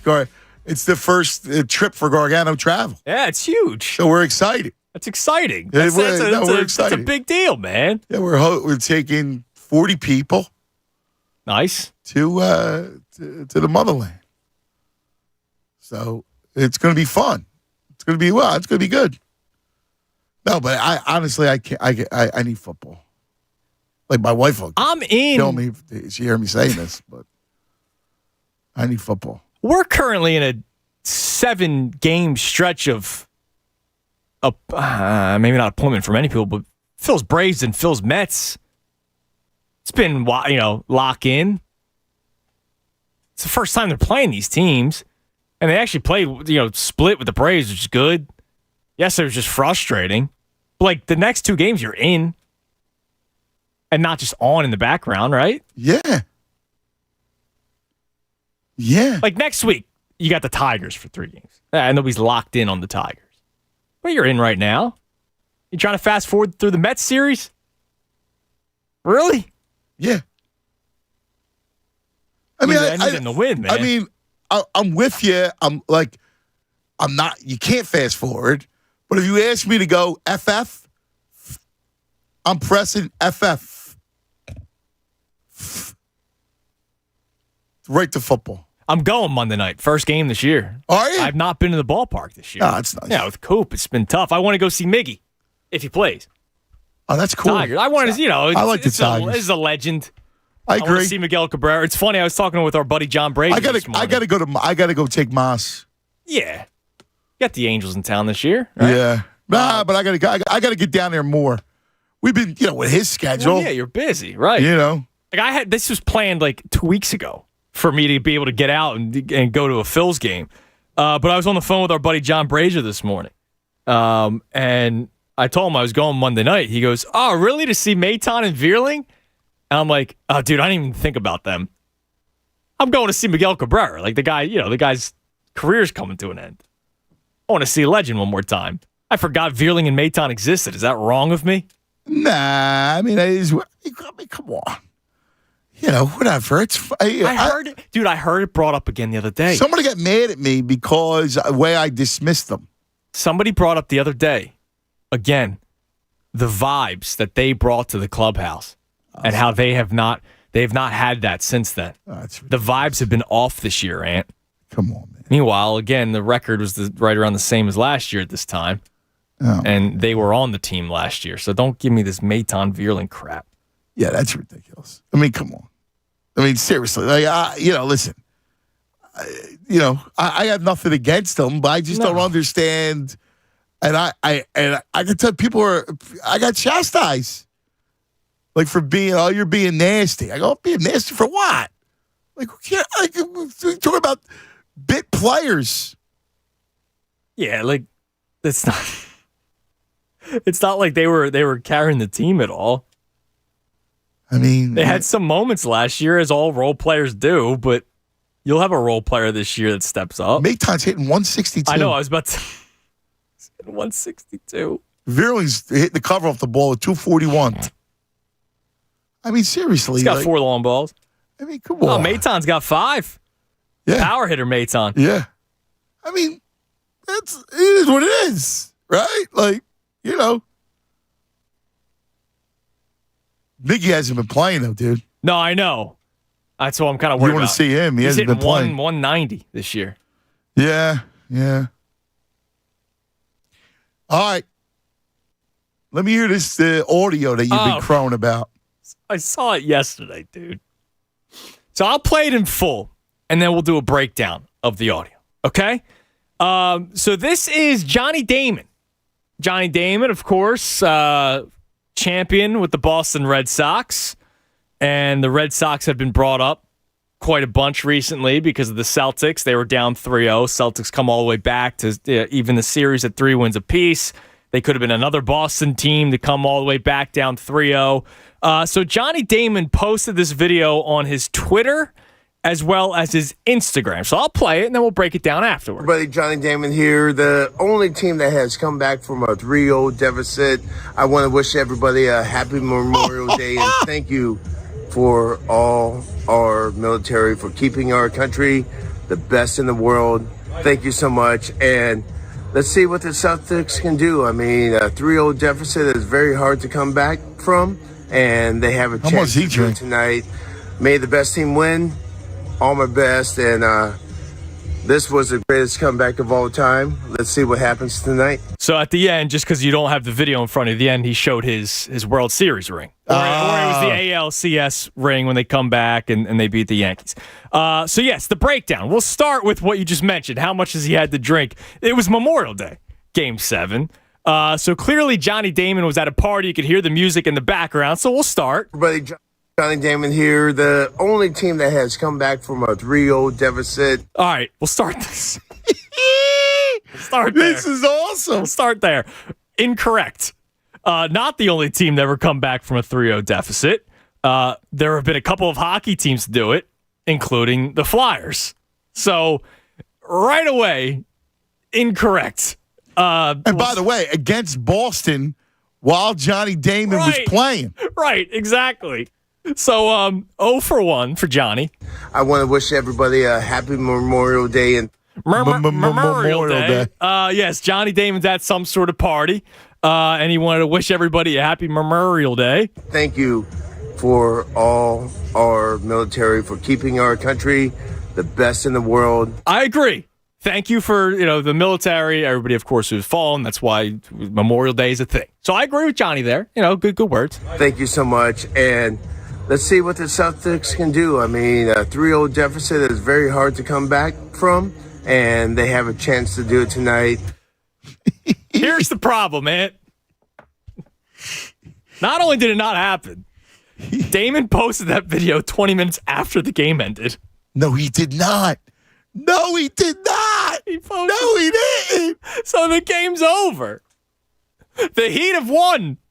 The Celtics have been eliminated. And my man is whacked at whatever Memorial Day party he's attending. Oh, my God. Either hosting or attending. Where does he live? I don't know. It was beautiful background. There's water. He's wearing a cutoff. It almost looked like Hawaii, but I don't know where Johnny Damon's at.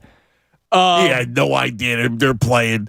No idea. My man posts a video 20 minutes after the Celtics get eliminated. Oh, and by that's the way, awesome. Not just 20 minutes after the buzzer sounds. The Celtics were done in the third quarter. Right? Like the game was over. The game had been over for probably like an hour.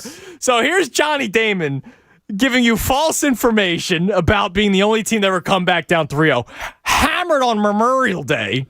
Memorial Day. And posting the video after the Celtics lose to the Heat.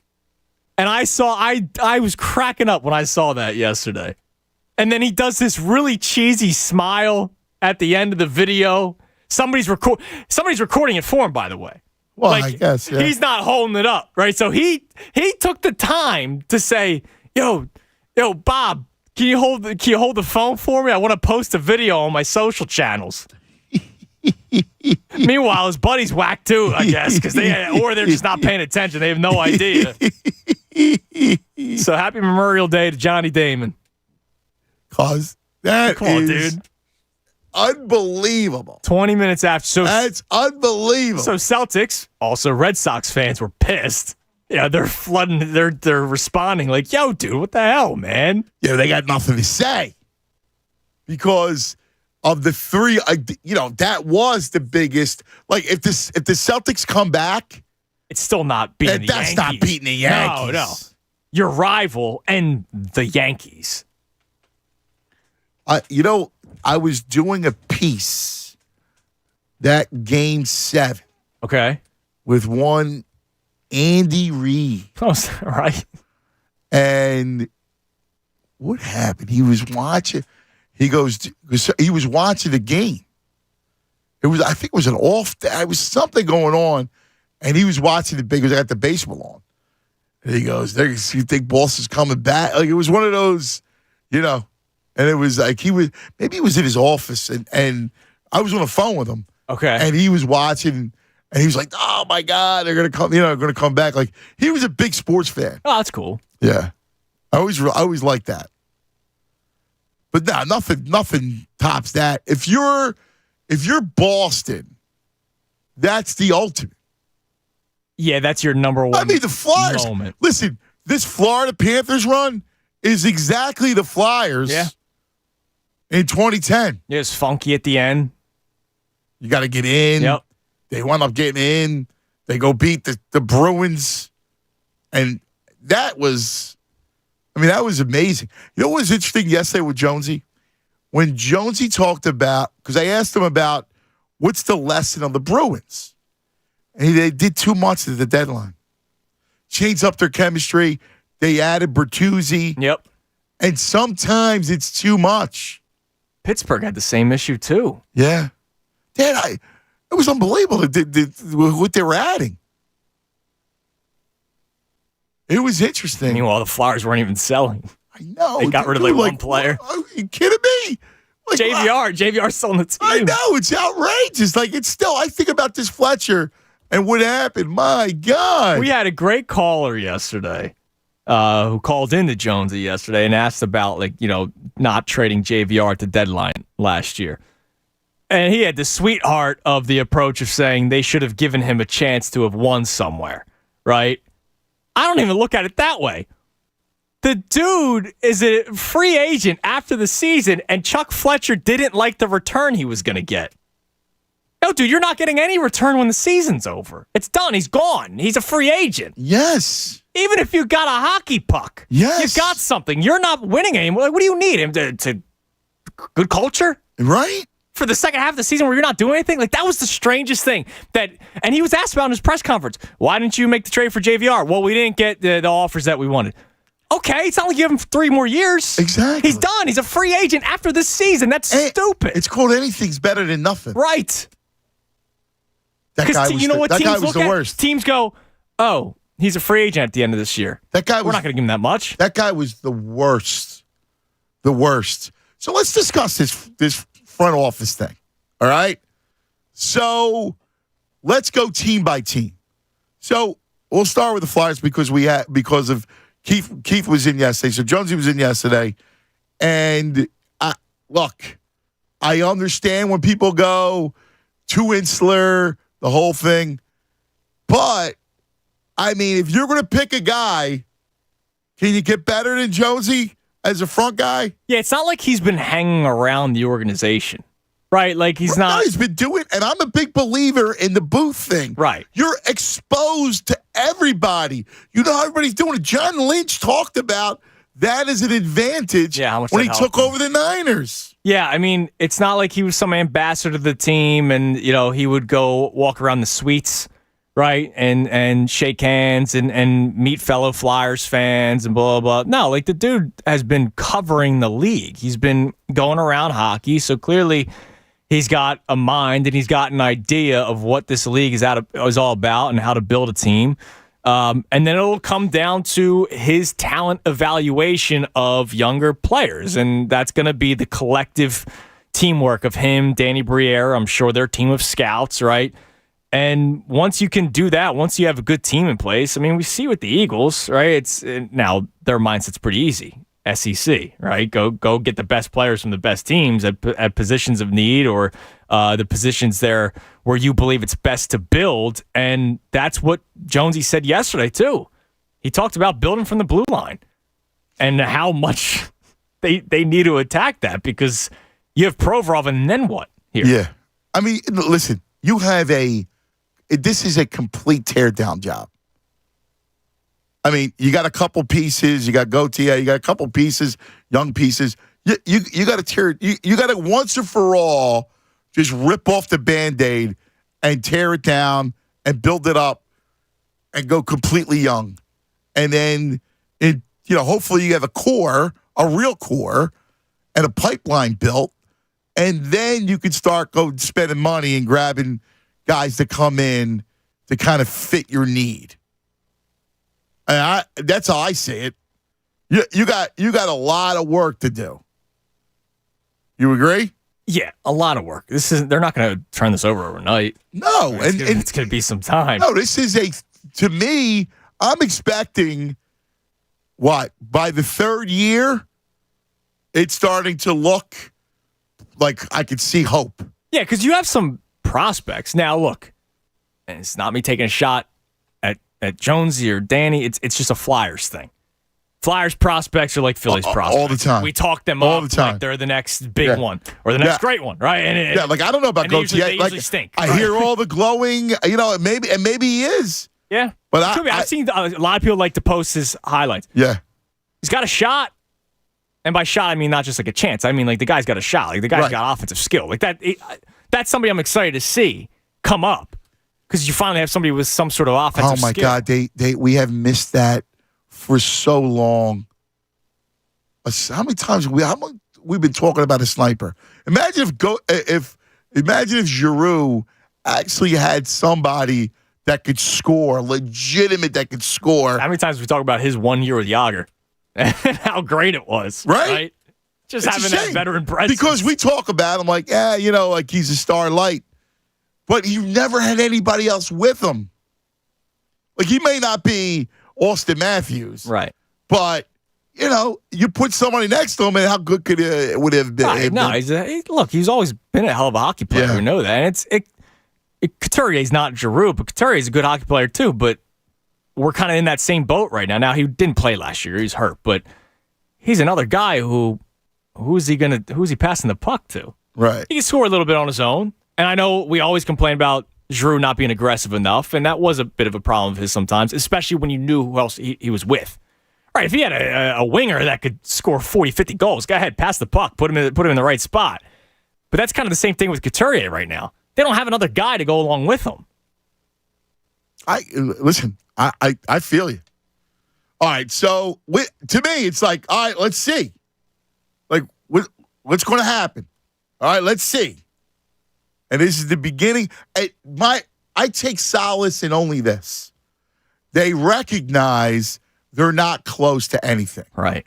All right? So that means they're not going to go out and spend bad money in free agency and keep them in hell. All right? Like, that alone, this is how, beaten down I've been with them. So I just go, all right, they recognize it. That's a good thing. It's a start. You mentioned something to me, because we're going to go around the horn. You mentioned something to me this morning, and I thought about it, and I don't know. You said that there are still people out there that do not trust Howie. Yes. What makes you say that? I just think people look at him side-eyed, and they're waiting for the bad draft to happen. Because here's the deal. Here's why I say this. He's been great the last 3 years. Has he done something in the last 3 years where you have even questioned? Right? Any contract that you've questioned over the last 3 years? No. Any trade? Any draft pick? No, I'm thinking. I think about it now. He's actually been. I've liked the drafts. I mean, you know me. I'm a draft head. Since Rager Jefferson, right? Which was terrible, and it set him back. Yeah. Which is why you had to draft Devontae Smith, and you could have Parsons, blah, blah, blah. Devontae Smith, a hell of a player. But since then, I mean, the guy's been ridiculous. And just last October, Ant, when the Eagles were undefeated at the time, I told you I was at Game 3, Phillies-Braves, or that would have been September. Game 3, Phillies-Braves, the Reese Hoskins bat spike, Stott at bat against Strider. They were showing, the celebrities and the people at the game on the big screen. And they showed Nick Sirianni, and he got a nice, round of applause. And then they showed Howie. And there was a smattering of boos. I'm not saying 45,000 people booed the screen, but even just the smattering of boos I thought was disrespectful. Because at the time they were undefeated. They were 4-5-0 at that time. And he's getting boos. I go, wait a minute. I know I was on the Fire Howie train 3 years ago too, but you got to give credit where credit's due, and the guy has turned things around. And yet there's still like a weird like Howie thing. Last year, when you were in Italy, I said, I'm Andrew Salchunas, and I'm happy that Howie Roseman is the GM of the Eagles. Can I get 10 people to say it? People refused. The next day, they traded for Chauncey Gardner-Johnson, which was a steal of a trade, right? Steal of a trade. I asked the question again. People still wouldn't say it. It was like there's like this weird. I don't know, but isn't that been put to bed? I mean, listen. Yeah, but should he not get almost flowers at this point? Yeah, I agree. But again, he's not getting ripped anymore, which I guess that's a step in the right direction. But he's not even getting flowers. Like I think he gets they got to the Super Bowl last year. I don't know. I pulled off a ridiculous draft day trade again. I'll be honest with you. I think he gets flowers. I mean, I don't know. I'm thinking about it now. I mean, it's not in season. But Howie got a lot of love around the Super Bowl. I mean, look, puts together 2 Super Bowl teams. In 5 years. In 5 years, which is really an incredible Clearly job. saw something with Wentz. Look at where he's been. It's an amazing job. Yeah. And I just don't think he still gets it. But I don't know. Is that true? Or maybe people are finally getting on board? I'm trying to get in what you see.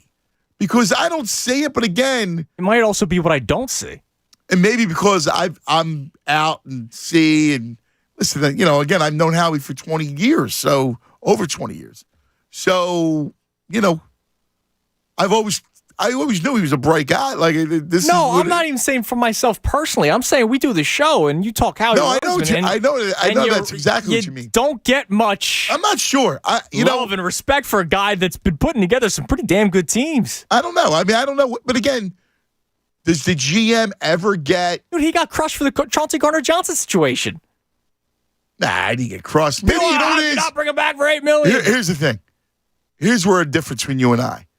You read every post. I do. I don't. I mean, I don't know how you have time to read everybody's tweet. So, I can only watch I read Cooper DMs. play with his toys so much. I read my DMs. I try to get back to as many people as possible. But even that, and it's hard, right? Like, and because to me, that's just opinion stuff. Everybody's got an opinion, and everybody fires off stuff half-cocked. I mean, seriously, what's there not to like about the job that Howie's done? All right, let's discuss this. We'll open up the phone lines again, 610-632-0975, 610-632-0975. Cuz Radio Tunis, 97.5 The Fanatic. Fanatic Sports Update. Phillies fall to the Mets. I'm Andrew Salchunas, and this update is brought to you by Firebirds Wood-Fired Grill.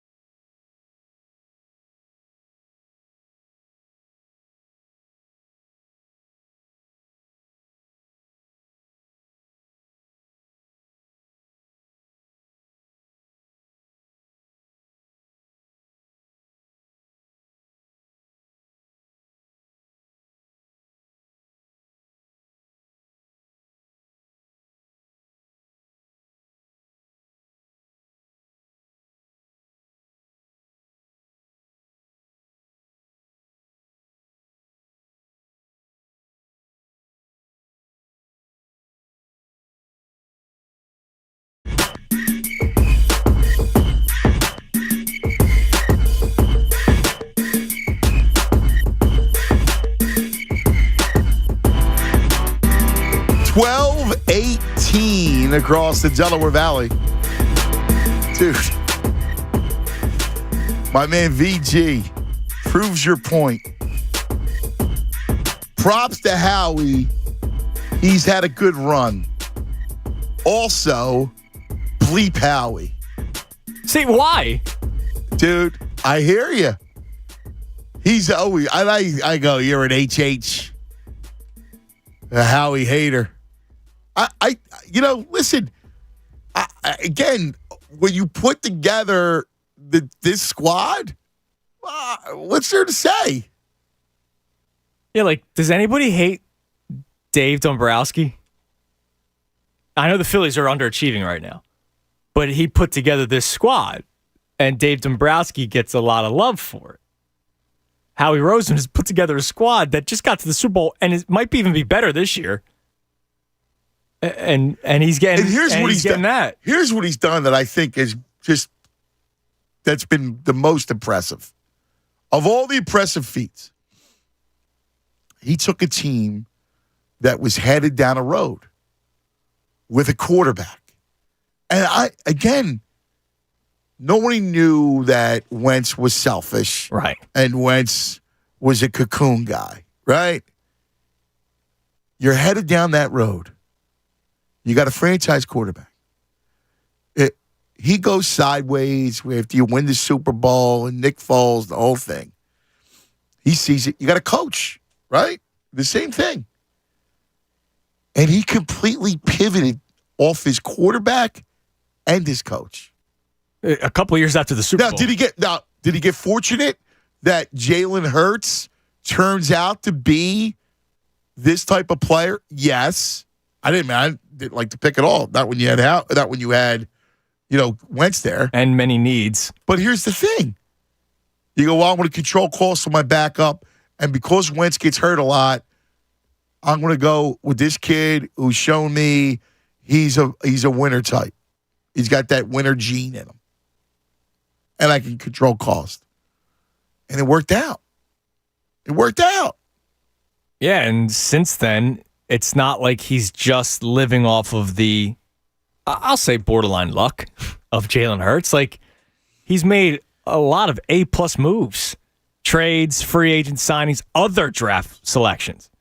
Right? Like, since the Jalen Hurts draft, Landon Dickerson was a great pick, a pick I was worried about because, remember, he had 4 straight season-ending injuries in college. And the guy's been great here in Philadelphia. Great.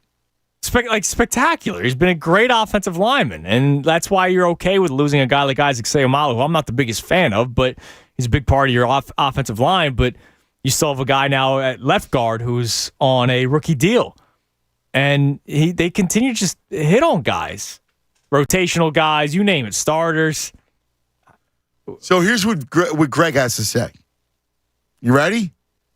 Dombrowski never comes across as the smartest guy in the room. I know people have a problem with that with Seems Howie. like a guy I'd like to have a beer with and talk baseball. But you don't know the guy.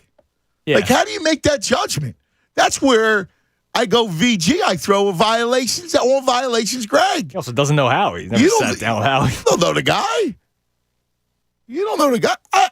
He's actually a great dude if you actually sit down and talk to him. But again, that's not for me to say anything because that's completely separate, it's irrelevant to the conversation. Like, but if that's the thing, like you don't know the guy. Like, that's your perception.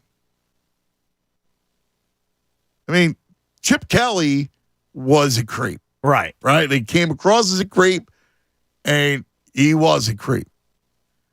I don't know.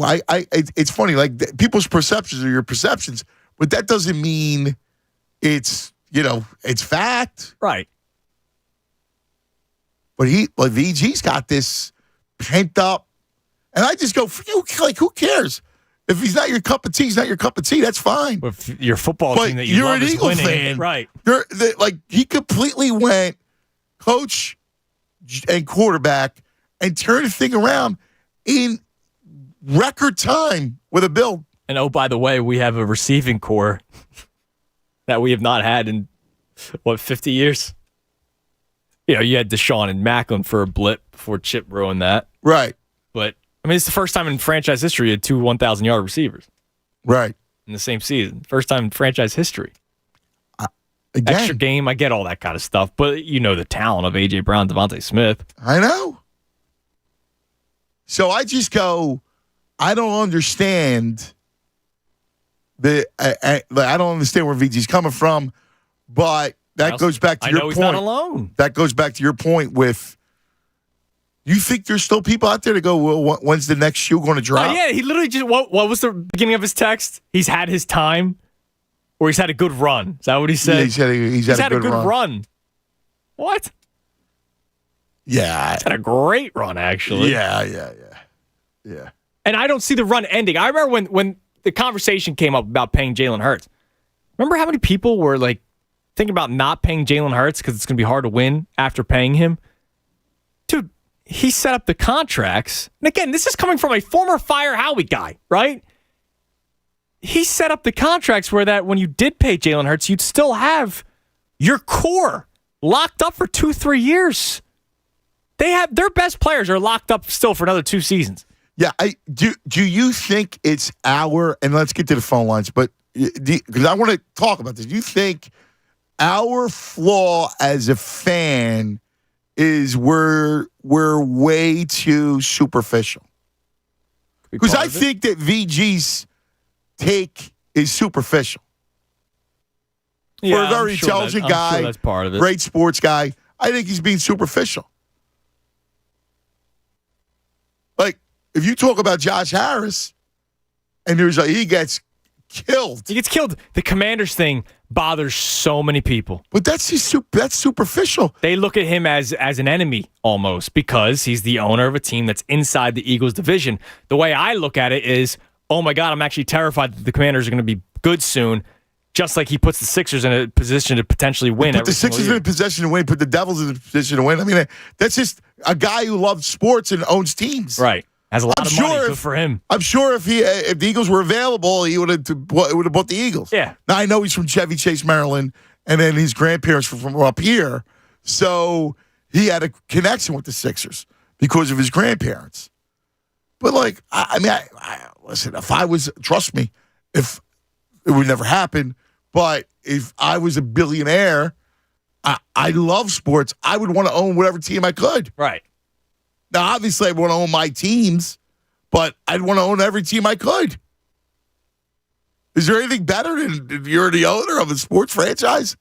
All I care about is, what are you doing for the Sixers? You're getting the best coach. You're paying all the money. Yep. Like, I have no – what am I going to say? You go into the luxury tax.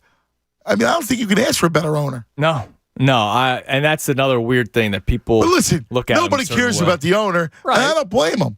But it's better to have a good owner. Like, look at the A's. They're leaving. I know. They're leaving Oakland. I know. Jeff Lurie, if we had Jerry Jones, we would hate Jerry Jones as the owner of the Eagles. Yes. Right? And not just because it's Jerry Jones and the Cowboys stink. No, because they haven't made it to the NFC Championship game in 20 years. Right? Like, and he's got his hands on things.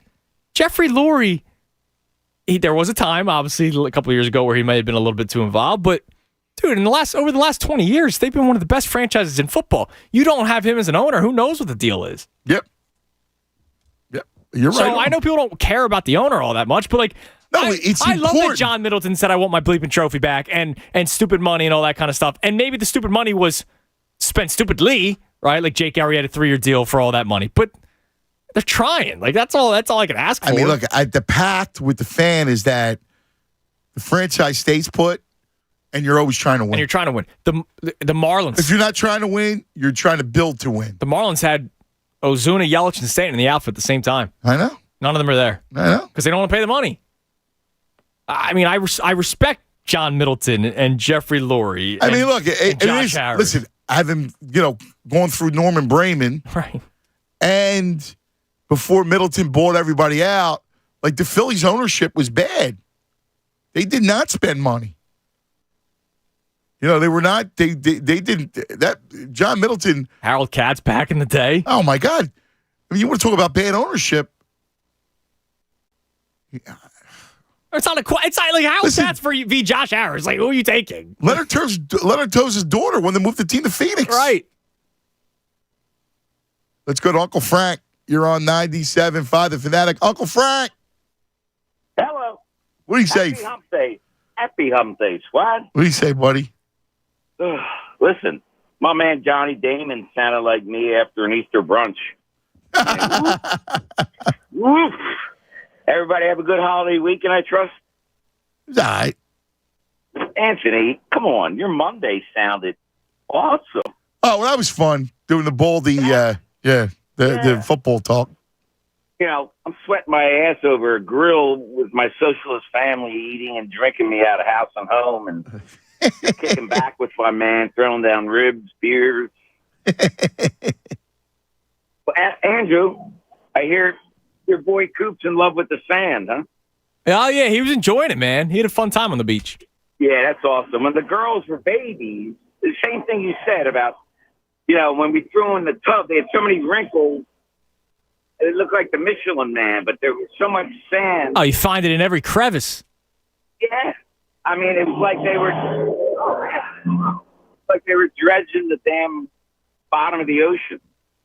So, Jonesy, he is an absolute treasure. I mean, isn't he? He's not your typical suit, right? I mean, he would be more comfortable in overalls than a shirt and tie, and he's got great hockey acumen and wit. And listen, it's got to be a hell of a busy time for him, this transition. And he comes in and sits with you for 90 minutes. Incredible. Yeah. It was a lot of fun. It really was. It felt good to talk about them again. Yeah. Right? Like, it really did. It felt good to talk about them. It felt good, like, that here we are. Right? That all of a sudden, all right, like, we all know what needs to be done. And look, I don't know. I mean, he's still got to do the job. But it felt good to actually, for them to understand that, hey, man, this thing's going to be a rebuild, and we're going to do it correctly. And after that last regime, oh my God, yeah. Oh, terrible. They become relevant again. It'll be so good for our civic pride. You know. Oh my God, yeah. Pride. Oh yeah. So real quick, the Phillies. I think there's a couple issues, but I think my man Topper, he's moving that lineup around like they're checkers. I mean, he's got to be more. It's got to be more structured. I mean, you need structure. It's one of the many stepping stones to success. So I don't know. I don't get right. I don't get what he's doing with the lineup. Yeah, I know. You could be. Yeah. Here's what I think. Here's what I think is going to happen. I think what I think is going to happen is they need a whole kind of plan, right? Like they right now. I agree with put Turner up top. That's what I would do. I'm afraid he's going to wind up putting Schwarber up there, but do a whole completely, stick with it. And I'm just hoping that structure. They got a hit. Like, they have too much talent in the lineup not to hit. They got a hit. You're right. You were so right on, Anthony, about patience. Last night was a hard watch. Yeah. It was, and I'll touch on Nick Nurse, whom I love, another day. But anyway, enjoy the day, boys. Thanks, buddy. Appreciate it, Uncle Frank. I mean, we talked about it earlier. I think that starting pitching starting to turn a little bit. You got to do something with your fifth starter. You got to get the kid. See, the kid's important because you got to be in a position where the kid comes in and gives you the big jolt. Yeah, and it sucks because, he was very exciting to watch that first outing in the spring. All of a sudden he gets hurt. And we didn't know if he was going to start the season on the big league club. It kind of signs pointed that he was going to, but, what if they played it careful and he started in the minor leagues?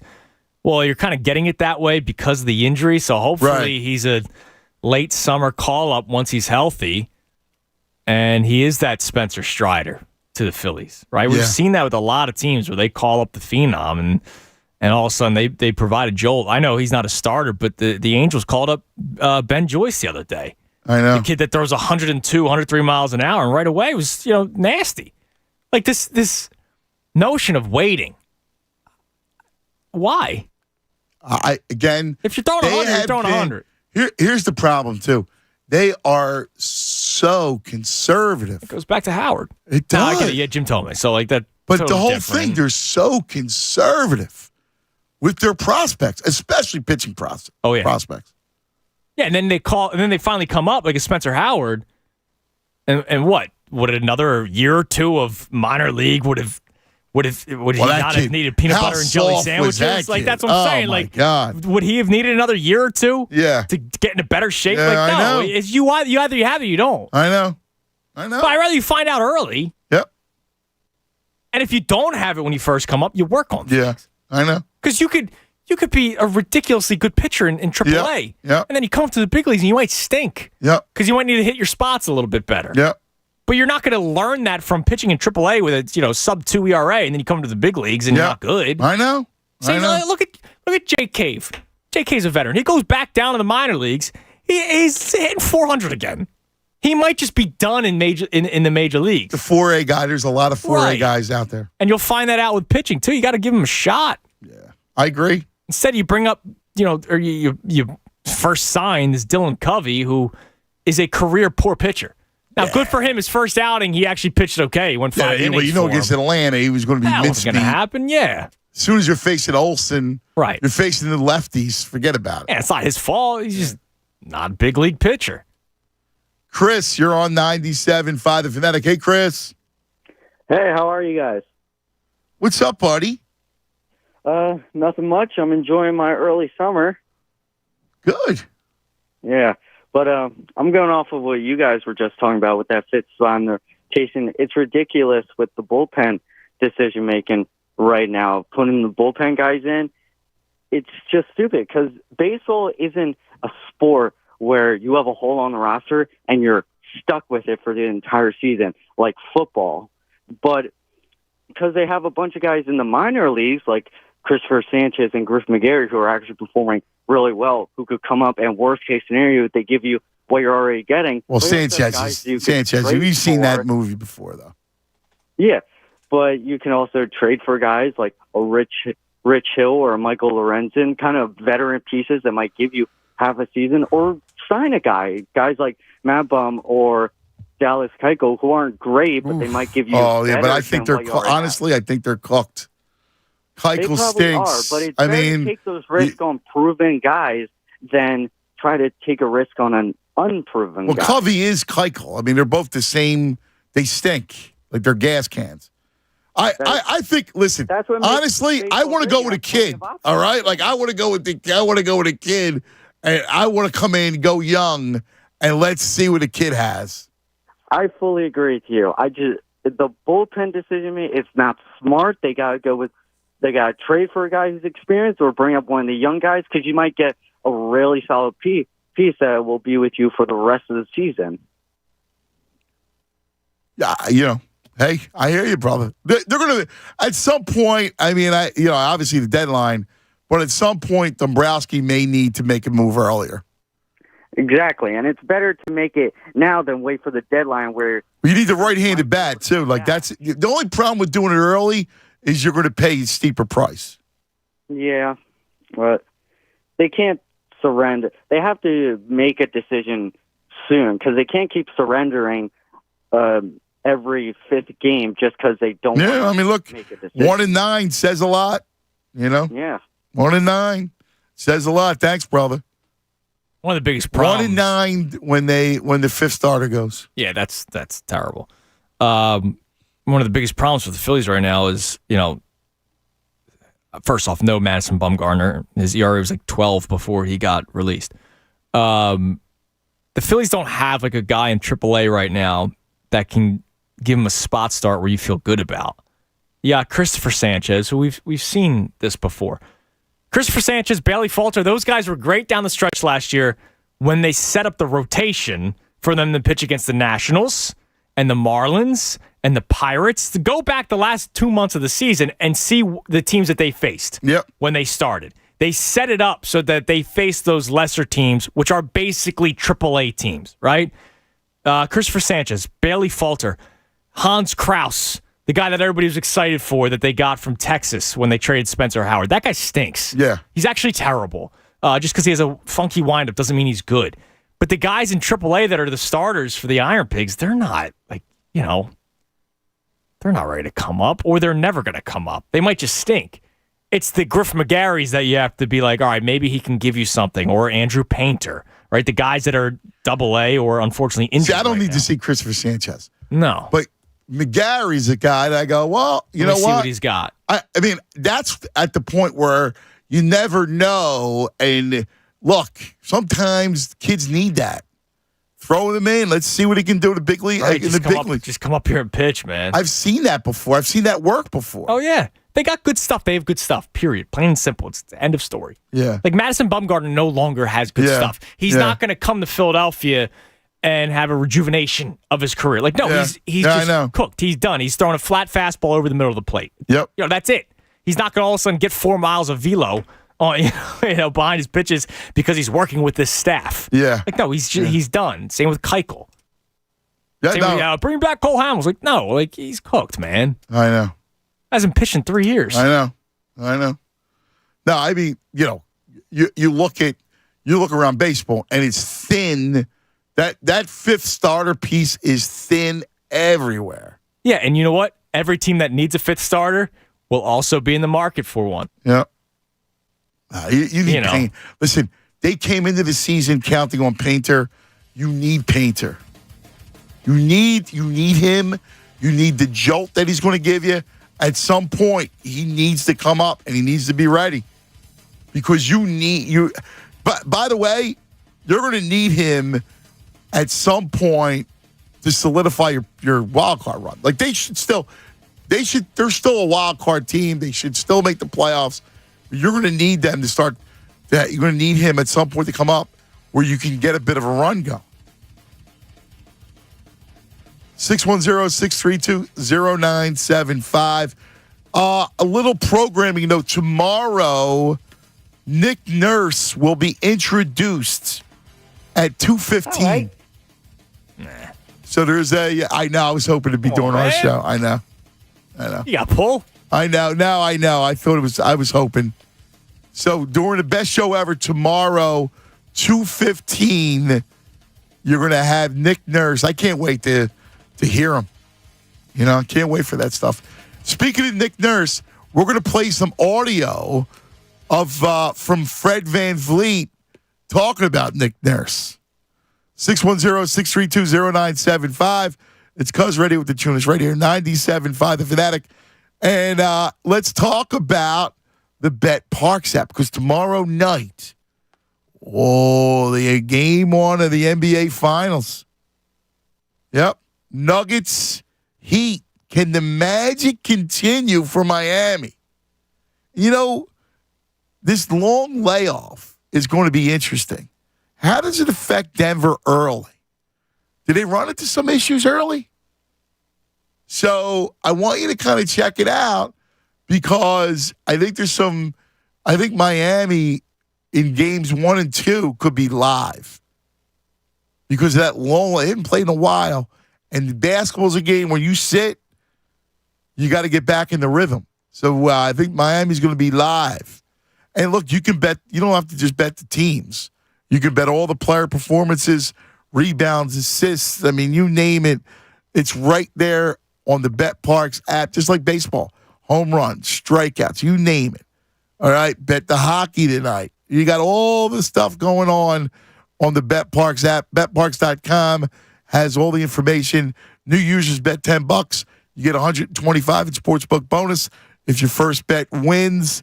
Again, terms and conditions, betparks.com. You got to be in PA, New Jersey, Ohio. You got to be 21. Gambling problem, call 1-800-GAMBLER. Fanatic Sports Update. Phil's fall to the Mets. I'm Andrew Salchunas, and this update is brought to you by Whole Foods Market.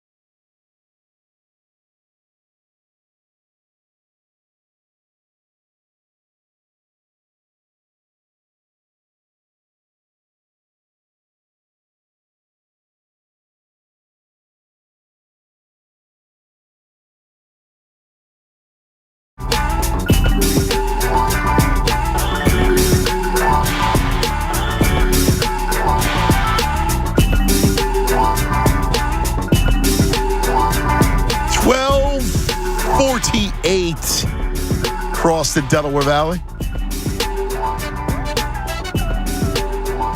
Buzz Radio, Tunis. Hi, Mitch. Something new? Yeah, what do you got? I'm still bothered by the Scott Rowland thing. Dude, I hate it. I'm seeing more and more And by the way, he's not coming. He's blowing it off the ceremony. Wait, really? Yeah, there's a chance he's not coming. Where'd you see that? I saw he's not coming to alumni weekend, but he might come to his own ceremony in September. All right. Well, I saw that he's not coming for that. Maybe that's what I took it as. Maybe he doesn't want to be near his former fellow Phillies. Yeah, he hated it here. It's so weird. It is really weird that they're doing this. Yeah, I just think it's, I mean, the Phillies like to have the ceremony, like that. I go, no, I'm against it. Like, you put Howard Rollins Utley on there before you put Scott Rowland. Yeah. Yeah. Like you said, he hated it here. He hated it here. He was not a Philly. And always made it known. And he took a parting shot. Yes. He took a parting shot at us. Parting shot. Ripped us. Ripped Philadelphia. People go, well, he ripped the organization. It doesn't matter. He hated Philadelphia. Hated the fans. Dude, he didn't want to come out for a curtain call. He was a rotten dude here. He just was. So what does it matter? Shouldn't you embrace? If you're going to put a guy on a wall, shouldn't he have embraced you? Yeah, I would think so. Yeah, I'm against it completely. Completely against I saw it on the timeline again. It just bothers me. Yeah, I'm completely against it. Yeah, I mean, completely against it. Let's go to, where we at? Rich, you're on 97.5 The Fanatic. Hello, Rich. Hey, what's up, guys? Sorry I haven't called in a while. I've just been really, really busy and stuff. But, Ian, I agree with you. I miss football. Yeah, right? Oh, my God. I feel like totally lost without football. It's weird, I have a question for you. What do you think about the Eagles going after Hopkins?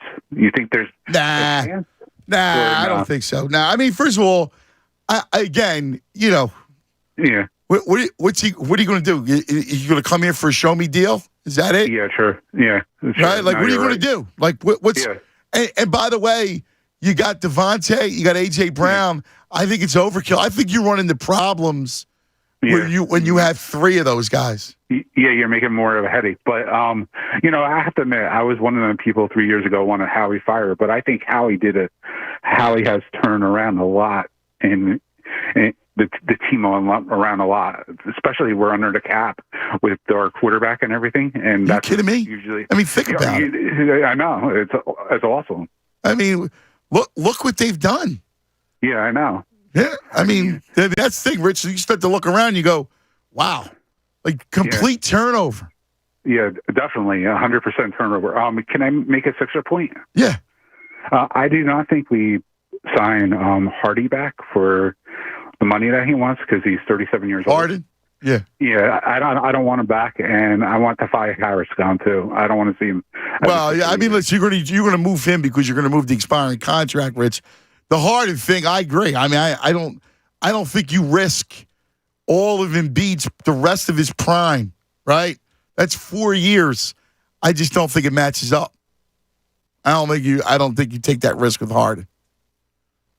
No, I mean, if it was a 2-year deal, I go, all right. The guy had a very good season, even though nobody wants to hear it. He had a very good season, and he still got some ability. But there's the concern about coming up small in big games, which has been his whole career. And there's also the concern of, can he stay healthy again for a full season? He was healthy last year. We saw it when we did the media day. He had a good year. When we were at the media day, he was in great shape. Yeah. Is he going to be able to do that again? Like another off season of crazy training, trying to get that ring, and then he comes up small. Well, he had a good year. He had a very good year. I can't do 4 years though. Not $200 million. No. And you're betting Embiid's future. Yeah. I'm not doing that. I'm not doing that. 4 years, you're going to bet. Embiid may have another great statistical season. Yeah, I'm not. Harden's part of the reason why he won MVP. Yeah, I'm not doing that. But it's about winning a chip now at this point. It is. I can't do that. I can't do it. All right. So you got to. This is awesome, right? So Fred VanVleet was on ESPN, free agent potentially, and he was talking about what Nick Nurse brings to the Sixers. Here he is. Just a different voice that they haven't heard before, something outside the box. He's going to bring new ideas, creative ideas. It'll be a great, breath of fresh air for them.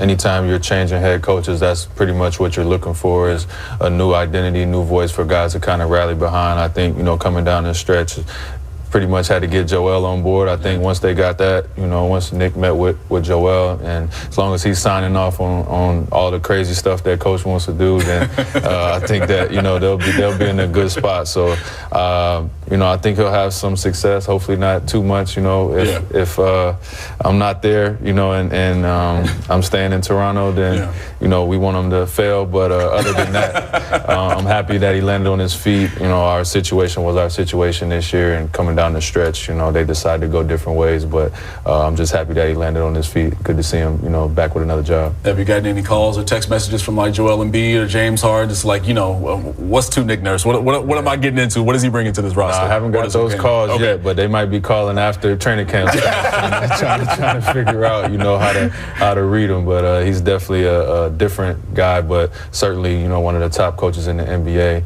and we saw that with us winning the championship. So that bond that we have, that's a lifelong thing. That's cool. I wonder the training camp thing. He's an interesting guy. I started reading his book. Oh, really? Yeah. So he's a real interesting guy. I gotta tell you, dude, I love the hire. I just love the hire. Speaking of basketball, I got to take one call, and then we got to spend the last hour talking about this. Okay? Okay. It's something that's going to happen tonight. All right. I'm curious. Let's go to Joe. You're on 97.5 The Fanatic. Hey, Joe. Yo, cuz. What's up, brother? What's happening, Joey? Nah, man, I'm good. Yo, Jonas. What's up, brother? What's up, dude? Hey, yo, I gotta talk Phillies, man. First off, y'all, I'm a long time, first time, so welcome, brother. What y'all doing? But my family, we're all in on the Phillies, right? Like, I still got me talking earlier. I still got me a Scott Rowland jersey that I'll rock. Like, I love the Phils. I love baseball. But after last night, we got to be better. Yes. Come on now. Yes. You can't tell me we didn't know. Everybody talks about Kodai Senga and his ghost forkball. It's a pitch outside of the strike zone. Yeah. You can't tell me we didn't know that going into the game, that he throws it with 2 strikes. Yep. And we couldn't get a runner to second? Yep. No, you're spot on, dude. You're spot on. Seriously? No, and they were not patient. Topper's got to be better. He does. You're spot on. He was horrible. He managed a terrible game last night. Terrible game. To watch. I completely agree with you. It was tough. Like, I love this team. You don't know how much I love this team. And I know we were rough last year, and it's not like, we made it to the World Series, and so this year's supposed to be great. No, we were the best team in the league at the second half of the season. Yeah. And then we add players like Turner. We add Taiwan Walker, who, I know he's had some rough spots, but he's been good for us. Ranger looked great last night. He hasn't looked good at all in his other start. And we pardon my expression, but we crapped the bed last night. Oh, it was terrible. That was terrible. And it was a horrible managing. It just was real. I got to tell you, I was so disappointed in their approach. They played dumb baseball last night. I agree with you. I think, and I'm a Topper guy. I love the guy, right? How do you not love him after last year? But man, I mean, I don't like what he's been doing. I didn't like taking Ranger out the way he did. I just didn't like a lot of it. I haven't liked a lot of his stuff, a lot of his moves. So how do we get better? Like that's that. And I think that question is a great question. How do we get better? I think it's baseball, right? I think you got to fix the fifth starter because that's a huge hole and you can't compete. So you have to fix that. And then the other thing, I think Trey Turner's got to hit. Bryce has to get hot, right? Like Schwarber has to hit. I mean, the stuff on the back of the baseball card has to come to life. Yeah, if we hit our averages, you hit the back of the baseball card, like you said, dude, there's not a team in Major League Baseball that lines up better than us much. I mean, come on, we're as good as any team in the league. Lineup. I mean, I think they miss Hoskins. I mean, I really do. I think they miss Hoskins because they missed the right-handed power bat, and it's someone who could take pitches. But, to your point, I mean, look, Trey Turner's a hell of a ball player, right? Yeah. He hasn't played like Trey. He's been Andre Turner. You know what I mean? Right. I need to see Trey Turner. I need to see Schwarber. I know it's May 31st and he's a man of June. Yeah, you got to see him. Absolutely. I'm hoping he has a June like last year. I'm with you, brother. I'm completely with you. Good. I don't want to keep y'all, but no, I'm glad. You gotta be killing it. The Phils, they're too good to be. I know. This far under. Well, people ask. It's funny. And I think you and I see it similarly, and Chunas, because John asked the question this morning on the morning show, were they basically a fluke last year? No. And I don't believe that. I just don't believe they're a fluke. I don't. Mm-mm. They were so good second half of the season when Topper took over. 4 months. That wasn't a fluke. Yeah, I agree. I agree. If you add Turner to it, come on. And Taijuan Walker, come on. I know. I agree with you. So I appreciate talking to y'all. I love listening to y'all. Thank you, brother. We appreciate you. And, you make sure you call again. All right? Hey, thanks, brother. I want to hear from you. Thanks, baby. All right. See you, brother. I mean, you could disagree with me and, you may be right. I don't think it's a fluke. I don't. No. Look, they got hot at the right time, hot last year. And it started with the Alec Boehm getting hit by a pitch against the Cardinals, right? And then Gene Segura knocks in the go-ahead run. And they got hot in the playoffs, but you keep on mentioning it, and you're right. They had one of the best records in baseball from June till the end of season. And that was with the almost collapse in September. I mean, they didn't stink in July and August and all of June, of course. And they're better this year. They are missing a huge piece in Rhys Hoskins, though. Yeah, but that doesn't mean you're a fluke. And you gotta. It's almost like you're begging them. You got to start hitting. Yeah, you have to. You can't lose 2-0 yesterday. And dude, he mentioned it. They didn't get a runner on second base. First time in 7 years, the Phillies did not get a base runner on second base, except for being no hit. And again, that's approach. But their approach was slop. And then JT trying to steal second, I still say it was a poor decision. Yeah, I do too. So you know what's on tonight? I figured it out after I thought about it during that call. And I am excited for it. All right. So tonight on NBA TV is the AI and the 2001 Sixers documentary. I can't wait for this. Now, as someone who lived it, all right, I lived it. I chronicled it. I was with Pat Croce in very intimate settings. Like we were, I was on a plane with him and we were at games and, I love Pat and Pat's a dear friend. And we've, we that whole journey in the behind the scenes with those guys. It was one of the great. I love the impact of that team on this town. The town loved it. Oh, yeah. The town ate it up. The 2001 Sixers. And it made basketball fans for life of my generation, right? Because I always bring it up. The Phillies have always been my number one team, but the Sixers were my first taste of success, right? Eagles obviously were in the playoffs, but, I'm 6 years old and I'm not really getting it. And then the Sixers, I'm of that age where I'm watching Iverson and my dad's letting me stay up late for the Eastern Conference Finals games and semifinals, and of course the NBA Finals. I'm staying up late watching those games. Like that was my first taste of, all right, I'll let you stay up late and watch these games. I could see that being special. Oh, it was great. Yeah. And then here's this Iverson dude that I feel like I'm almost as tall as him when I'm 7 years old, and he's doing it by himself. And that, it was pretty amazing because they get off to an incredible start. An incredible start, and you knew from jump that they were going to be good. And Allen was, incandescent. Like he was an amazing, a blur, a force of just scoring. Yeah. And energy. Like the energy was boundless. Yeah, it's he was amazing to watch, dude. It's sad because, it means the Sixers recently lost, but not long after the Sixers lost to the Celtics in Game 7, I got a tweet, and I forget who it was from, and it might have been my man Dan Baxter, but I forget who tweeted it at me. And he said, I never want to hear you try to compare Iverson and Embiid ever again. Now, we always talk about how Embiid is one of the most talented guys that we've ever seen play the game of basketball, but they meant it more so from the talent and all-out grit and heart, whatever you want to call it.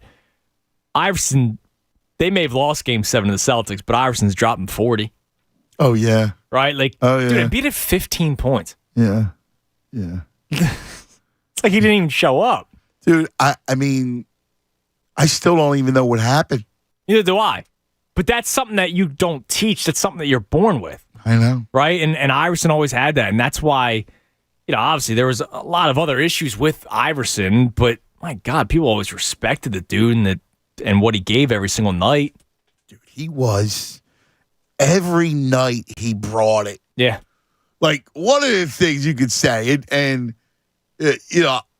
listen, Kobe was the best, right? Like, he was just a great, great ball player. And Allen brought different challenges, right? Because AI was a 6 foot, 2 guard. Right. At a time when, like, he would be so much better today in today's game. In today's game, he's, Trae Young times 10. Right. You know? It's a good comparison. Because he's a guy that would be banging. He'd get hot from 3. He'd just run up and down. And you didn't need a guy next to him, a traditional point guard. The game was still deliberate in 2001. It was a deliberate style of ball. Right. So Eric Snow was that guy, right? He was the point guard. He was a deliberate type of player. You didn't have that. Like now, like he free. Right, exactly. And he would be putting up 50, 60. Who knows? Right, what he could be doing. What he would be doing in today's game. You didn't play tough defense. Like, they don't play tough defense like they did back then. Like, it was still, like, you listen, you took shots. Oh, yeah. And he's a guy that took shots. He drive through the lane at his size. And there were rim protectors. Right. Nobody's got rim protectors now, right? Like, not like they had before. And violent rim protectors. What Iverson would be today, it's unbelievable. So here he is. He was like every night he was worth. I had the same vibe when I covered the Bulls and Jordan. I used to love to cover these games. So I was working for the Associated Press in Chicago, and I used to volunteer. Like, I'll get quotes. I'll do whatever I could. Getting quotes back then was, you didn't write the story, but you would go and help out. Right. And they give you like $25. And you would go work the locker room, and whoever's writing, you would feed them quotes. And just to watch Jordan play. Yeah. Like, just to be up close watching Jordan play. And Iverson was the same way.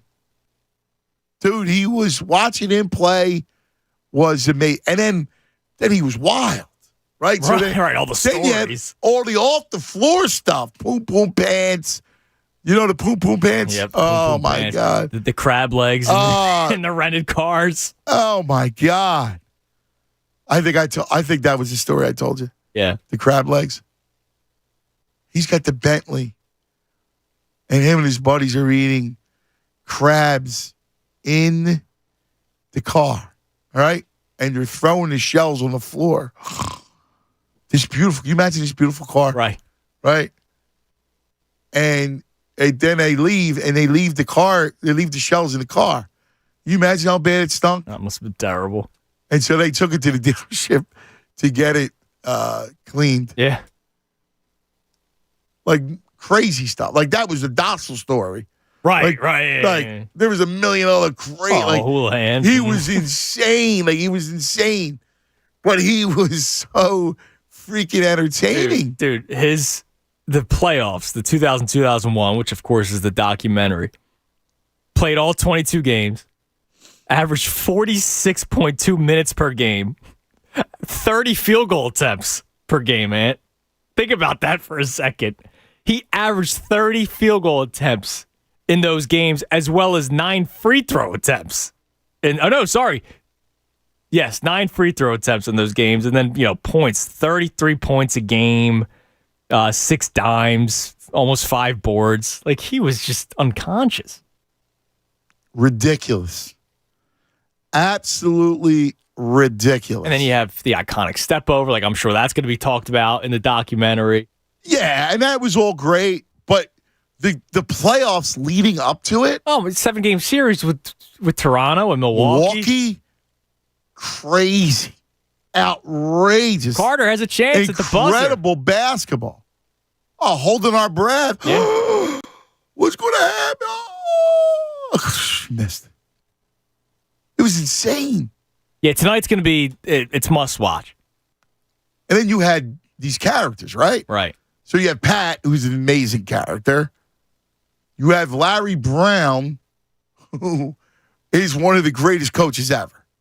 Yes. Hall of Fame, brilliant basketball mind. And Allen drove him insane. Oh, yeah. Because he was old school. Practice, the whole thing. Right. We talk about practice, and that diatribe still lives. We played the Ted Lasso. Ted Lasso did it. Incredible. So let's do this. Let's spend the last segment of the show. It's a good meaty one. Talking about this special for tonight. 610-632-0975. 610-632-0975. The 01 Sixers. You guys lived it. What do you remember? Big special TNT on NBA TV tonight. So I want you to enjoy the Wildwood Summer Fun. Listen to this special. You got the Fanatic Deal of the Week with Maurice Pierce. One same-day ride and water park combo ticket for $70. That's a savings of $50 per ticket. Now, if you're a family of 4 like me, that's $200 off. That's what you're saving, $200. That's unlimited rides on all 3 piers: Surfside Amusement Pier, Mariners Amusement Pier, Adventure Amusement Pier. I mean, it's amazing. Both big water parks, Ocean Oasis Water Park and Beach Club, Raging Waters Water Park. Those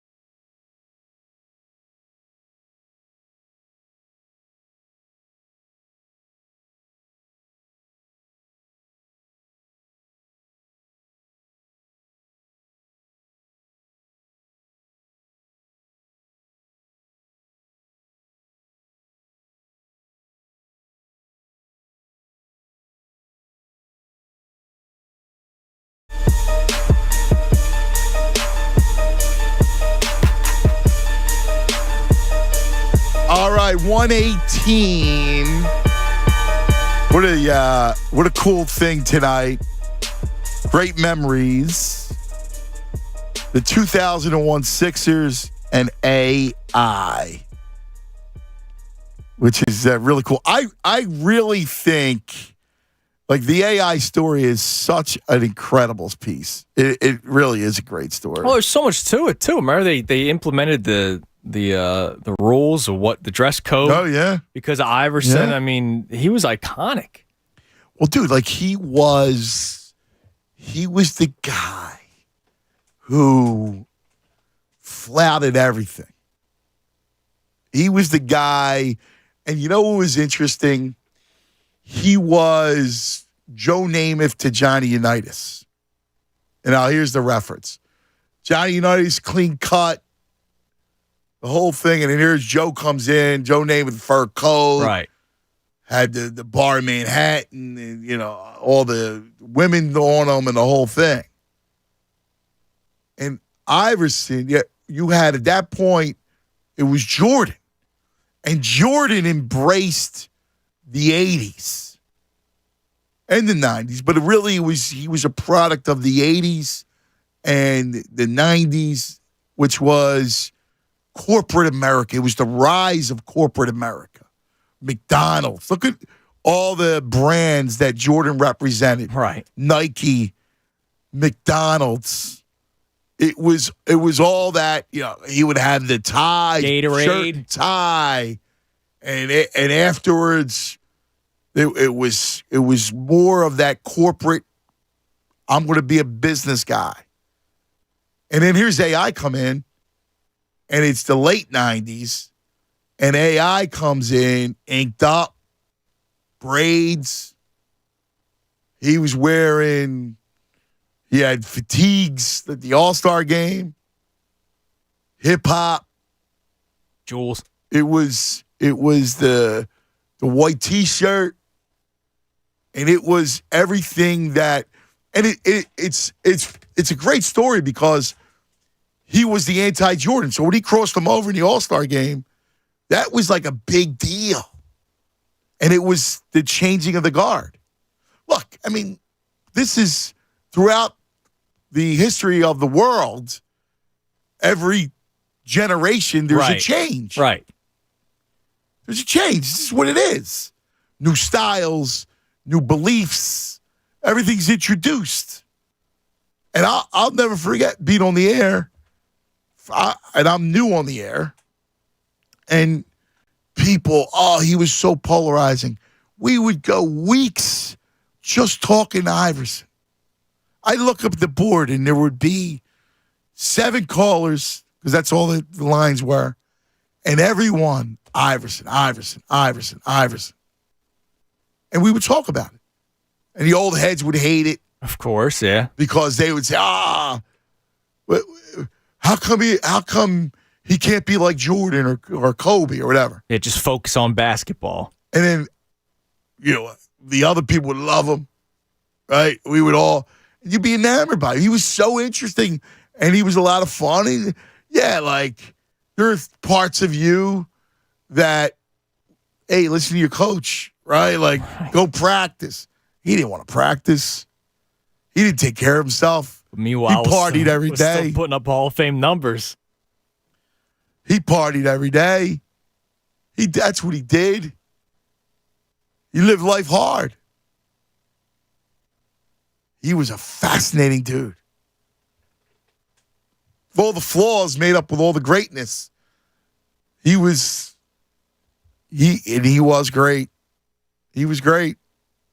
Shame he never took care of himself. Yeah. And he would have bought himself another 5 years. But he was such a character. Amazing dude. Interesting.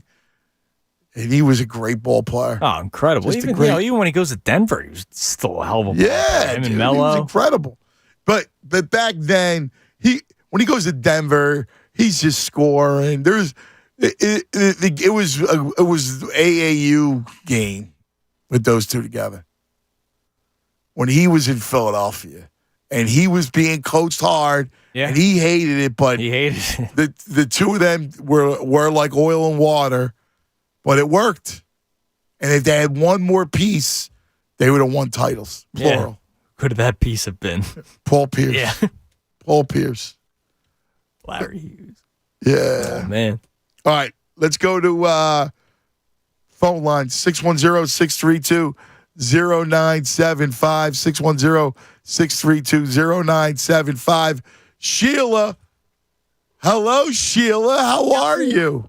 I'm doing extremely well, thank you. You know what I'm saying? Like, life is life, but all is well. How you doing? Good. Now, Ann, you know I was going to get on this AI talk, right? I thought of you right away. It's funny. You know, right away I had to get on. You know, and I was in my early 40s at that time, like 42, 43, right in there. So I was in my prime as well. Right. I could really take the ride with him. And every day I told my son, to me, that AI was here was like Christmas. Every day. There was not, I'm talking 7 days a week. Like you said, we talked AI 24/7, 7 days a week. I'll never forget, you know Steve Fredericks, right? God bless him. Sure. That's my guy, Steve Fredericks, right?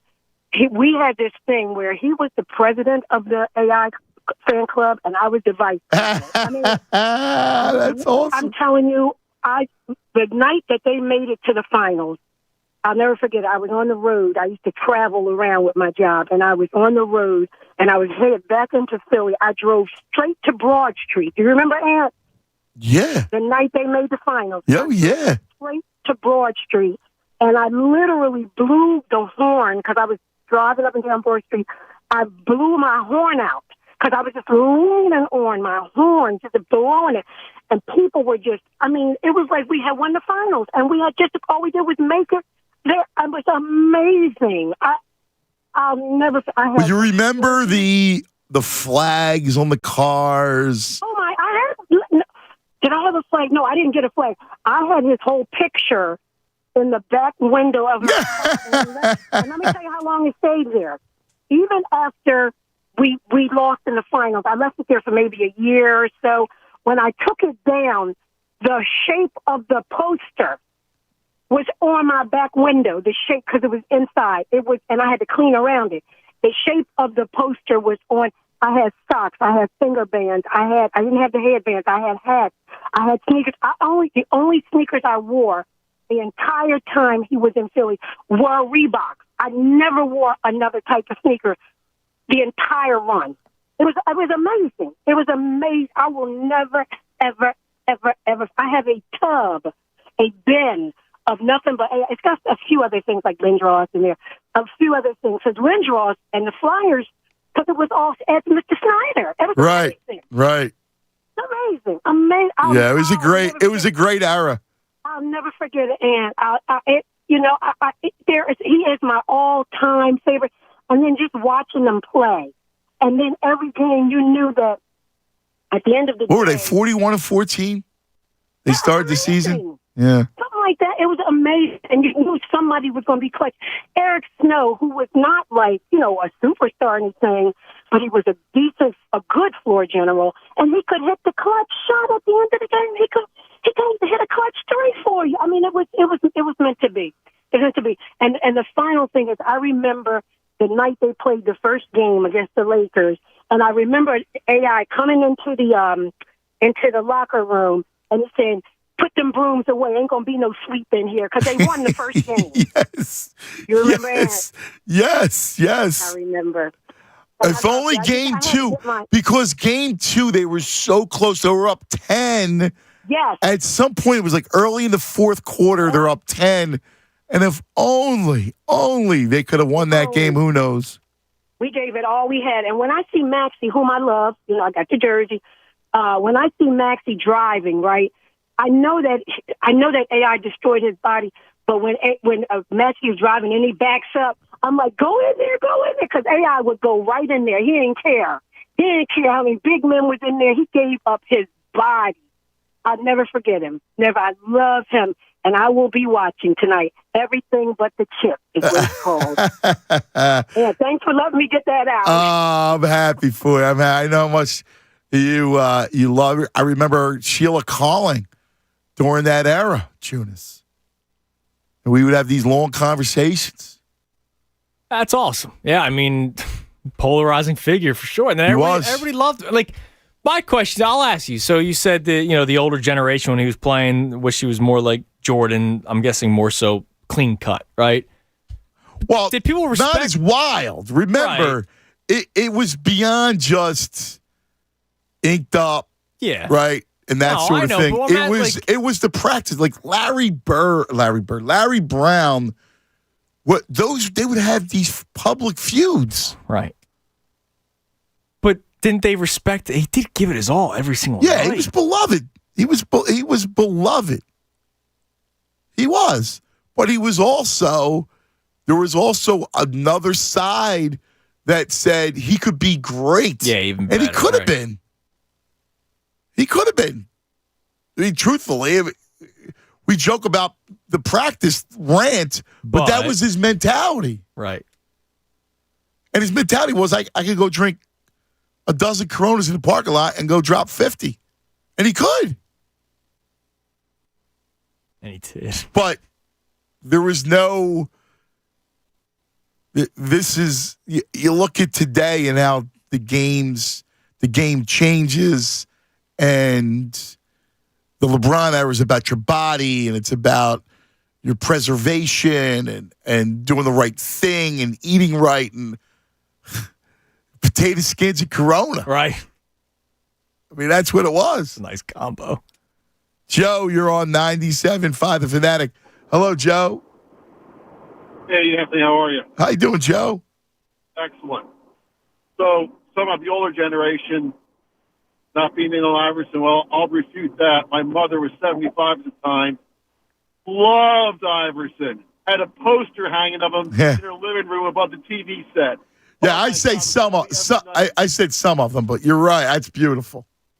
Yeah, I mean, she just absolutely loved Iverson. That was such a great, fun. Women loved him. They did. Women loved him. I remember my son was born that fall, and they got that 10-0 start, and he's just a little baby, and I propped him up on the pillow because, you got to see this. You got to watch what's going on here. This team's amazing. Obviously he didn't sink in, but he's a big Sixers fan, and I can kind of attribute the fact he saw that first year. That was such a great run. It was, as you said, Iverson and Brown. They were at each other's throats at times, but man, they worked well together. They did. Here was this veteran Lion who had left from when he was a basketball vagabond, nomad, who would go from town to town to town, college, NBA, all over, and he actually settled in Philadelphia. He loved it, and together they were good. It's a shame that one other piece would allow them to be a real contender for a few years. Well, the reason why I called in was I was thinking about that one piece that we need now, and I was watching this, and this dawned on me. I thought of you because I know how much you were a big Ben Simmons dude, and so was I when we first drafted him. Oh, yeah. And I'm watching the Western Conference Finals, and I'm watching Jokic just tear it up, and it dawns on me. That is what we thought we were getting when we drafted Ben Simmons. Sure. We thought we were getting what Jokic is. Sure. And yes. Imagining Jokic next to Embiid, he had it. Yeah. If the Tin Man only had a heart. Yes. Jokic, as an athlete, an even supreme athlete. Now, he couldn't shoot like Jokic, right? But, yeah, I agree with you. You got a guy 6'11", 7 feet tall, who could pass, who could flow, who could move, who was fluid. Yes. Yes. Yeah. Yeah, that was the whole thing. He can't shoot like Jokic, but he was more of an athlete. He was a better defender, and he had that phenomenal court vision, and he just turtled up. And it's always going to be a heartbreak for me. But real quick, before I go about one more thing about Iverson. I went with my mother to that first Sixers playoff game against the Magic. I don't know if you remember that. And the Iverson, that home game, he had 8 steals. He had like 7 by halftime. And that I've never been in the World Series this past year. I've never been in an environment that was that crazy, that insane. And it was just, people were just going nuts. It was such a long drought between Sixers playoff appearances, and then they show up, and there's Iverson. I think it was his 3rd or 4th year, whatever it was, he's in the league, and he was just all over the place. He was like 2 levels faster than anybody else in that court. It was just an absolute joy to watch. Yeah, he could play the passing lanes too.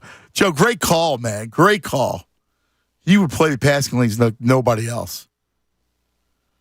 He was wild. He was awesome. Like, there were weekends. I remember being at clubs, and he would roll in, man. It was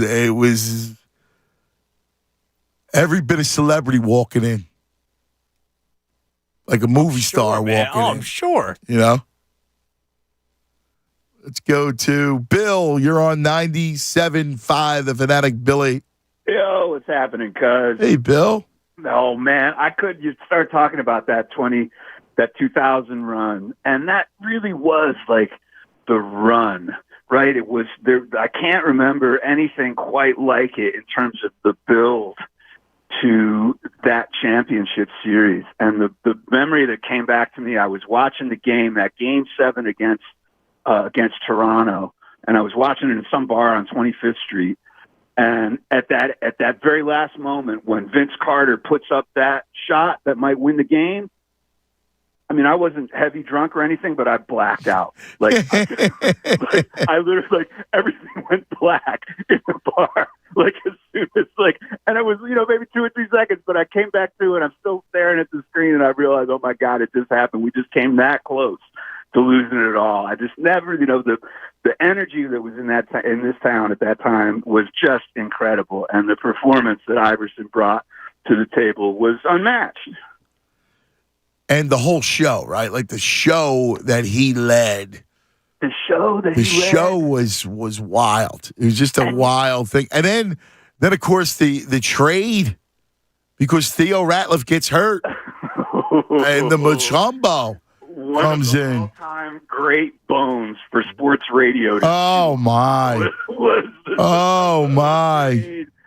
But let me roll this at you, because one of the things that I think about when I think about Iverson, he's a really important cultural figure, right? Not just a sports figure, but a cultural figure. And here's one of the manifestations of his impact. One of the things that my lady and I really enjoy when we sit and watch these NBA playoffs, I love seeing the show that the dudes put on with themselves.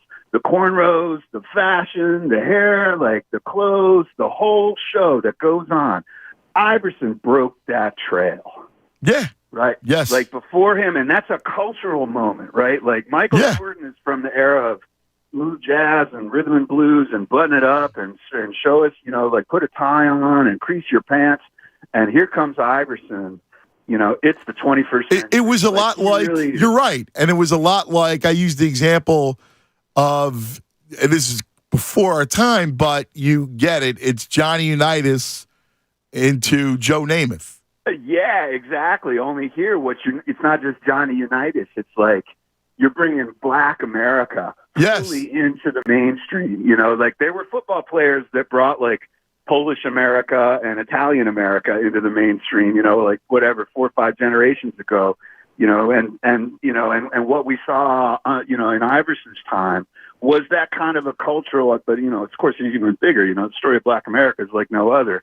And what Iverson brings in terms of asserting that culture's presence and force in our overall American culture, there's not many people on the list of trailbreakers who are quite in the same spot as Allen Iverson. Fascinating. It just completely, the whole thing, having lived it, and that's why, great call, Bill, that having lived it, and again, there was the positive, right? It was the individual, and the thing that was interesting about him was he wasn't trying to be anybody but himself. Like, he wasn't trying to be any kind of trailblazer or anything. He was just being himself. Right. There was no all his flaws were on display too, because all the other stuff that surrounded him, the stories are legendary. I mean, absolutely legendary. And of course, he had his close friends. Yeah. Right, that he could never get away from, which you don't blame him for. No, I never. Friends, I always thought the same thing, like, which is you got those people are your family growing up, and they have been since day one. It's your day one. Now, family. all you know is that, right? Like, all you know now. Again, he took everybody with him. I mean, everybody went for the ride. Burned through a lot of money. Oh yeah, like all that stuff. It was. That's why it was this incredible gray world of highly entertaining, though. I mean, the whole thing was highly entertaining. I'm sure, dude, the fires that Pat Croce had to put out. You have no idea. No idea. He was probably getting phone calls from both of them. Or not, like from Allen and Larry Brown? Or did I not call? No, he didn't call. He didn't call? No. So Larry called. Larry and would then always Pat call. called out. Larry would always call. Yeah. Your boy. He would go, your boy's doing this. Oh, yeah. Whatever. He would always start. I forget. He would say something. It was something and with that Larry tone, would say. That right. tone, right. Slow. Your boy. Yeah. Where's he at?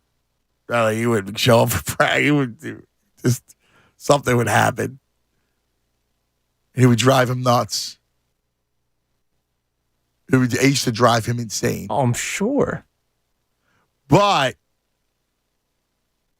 he did learn. I think toward the end, there was a love that was there for him. Definitely. Yeah, I mean, you remember the Iverson when they win the Eastern Conference Finals. Where's my coach at? Like, there was probably a respect, but it's like anybody else. You drive. Right. You when you're that different. Right. Yeah, it probably drove Larry crazy. And it was interesting because what was really interesting was how Larry was high maintenance himself, but in a different way. Mm-hmm. Like they had to play stay at certain hotels. Oh, is that right? Oh, yeah. Oh, like Larry had Larry's taste, like we had to stay at a certain hotel. They had to stay at, you can only imagine this expense account. Larry had good taste in wine. Oh, is that right? Yeah. Larry wasn't eating at Fridays on the road. No. Houlihan's for Larry? No. But and here's Pat in the middle of it all. Oh, yeah. And you were talking about two high maintenance people. That was a thing. Aaron, you're on 97.5 The Fanatic. Yo, Aaron. Yo, man. Look what AI did, man. He brought the hood to the NBA. I have to say it like that, man. He brought the hood into the NBA. That's why he was so respected by the community I was in. Yes. He brought the hood in there, man. You know, just like the man was saying right before me, that, culturally, he brought a lot of stuff in there that we were already doing. I grew up during that time. And he brought it in there, and it was a culture shock to a lot of people. But he kept on doing it and doing it and doing it, and that's why we respect him so much. And then when he got on the court, oh, man, he played his heart. He put his heart on the court. I used to, when he played in those 2-7 games and, going to championship, only thing you hear him was saying, let's go, Black. Let's go, Black. Because they used to wear the black uniforms on the road. Yeah. Let's go, Black. Let's go. Let's go. Come on, Black. Let's go. That's all you hear him saying in the huddles and all that. Let's go, Black. That man was so, and then he started career. Stephen A. Smith wouldn't be Stephen A. Smith without Allen Iverson. You know what I mean? Like, Windhurst wouldn't be nothing without LeBron James. He the one that started that because he followed him and he wrote all the stuff about it. He knew a lot of stuff about Allen Iverson. And that made Stephen A. Smith a big man. Allen Iverson did for me. Because it wasn't for him, he wouldn't have did that. Right? He wouldn't have been the way that he is now. I don't know. I mean, I think Stephen would have found his path, but no, I don't know about that. He wrote for the Enquirer for all those years, man. Yeah, well, it was that kind of how it worked. But I will say it's fascinating because Aaron, he was an amazing story. I think back. You remember those days where every day I was at WIP, right, and Mike was there, and Howard. And Ange, right? And it was an all day from 6 a.m. until 7 p.m. or through Rob Cherry at night. It was AI talk. Yes, negative, positive. Right, like you went through it. Exactly. Now, I'm a young dude, right? So all I'm talking about is I'm like, oh, AI. Yeah. You was like you were different back then, man, because a lot of people didn't go with you with that. I remember that. Yeah, well, it was a little more conservative. Like Howard was more closer to Larry Brown. Mike liked Allen. I mean, it was funny. We'd all basically it was all part of your personality, right? And I was younger, so it was more of. And plus I knew Pat really well, so. It was. I saw also another side of it. Yes, but it was interesting. It was fun. Fun time in Philadelphia, that's for sure. Yes, it was crazy, man.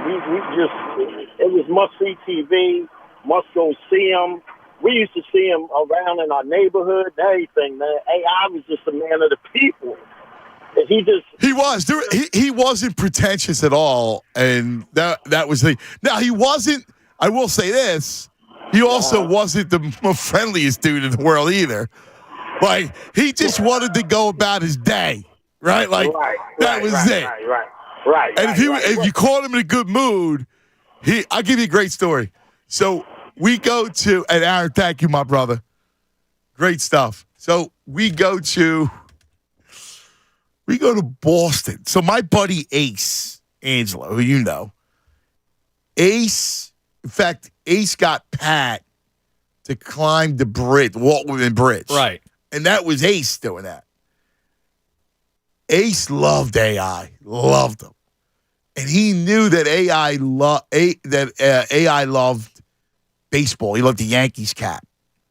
So Ace buys him a Yankees cap. So we're going on a private jet, the team plane, the Comcast plane, to Boston. Now imagine, Ace we used to go with Pat and to these games.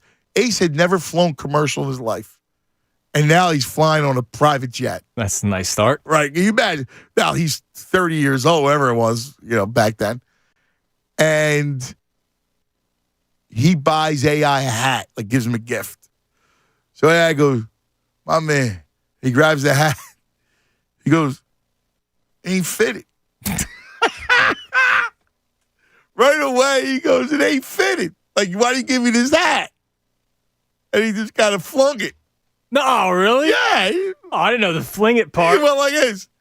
Kind of went like, it ain't not fitted. Out of style, man. and Angelo's like, and he loved him, man. He loved that. AI was his man. And it was funny because he was and again, we were with Pat, so it was a cool, almost like an entourage type of moment. Yeah. It was interesting. It was a cool experience. Oh, I'm sure. That year. That was a cool experience. I'm sure, yeah. Man, I could write a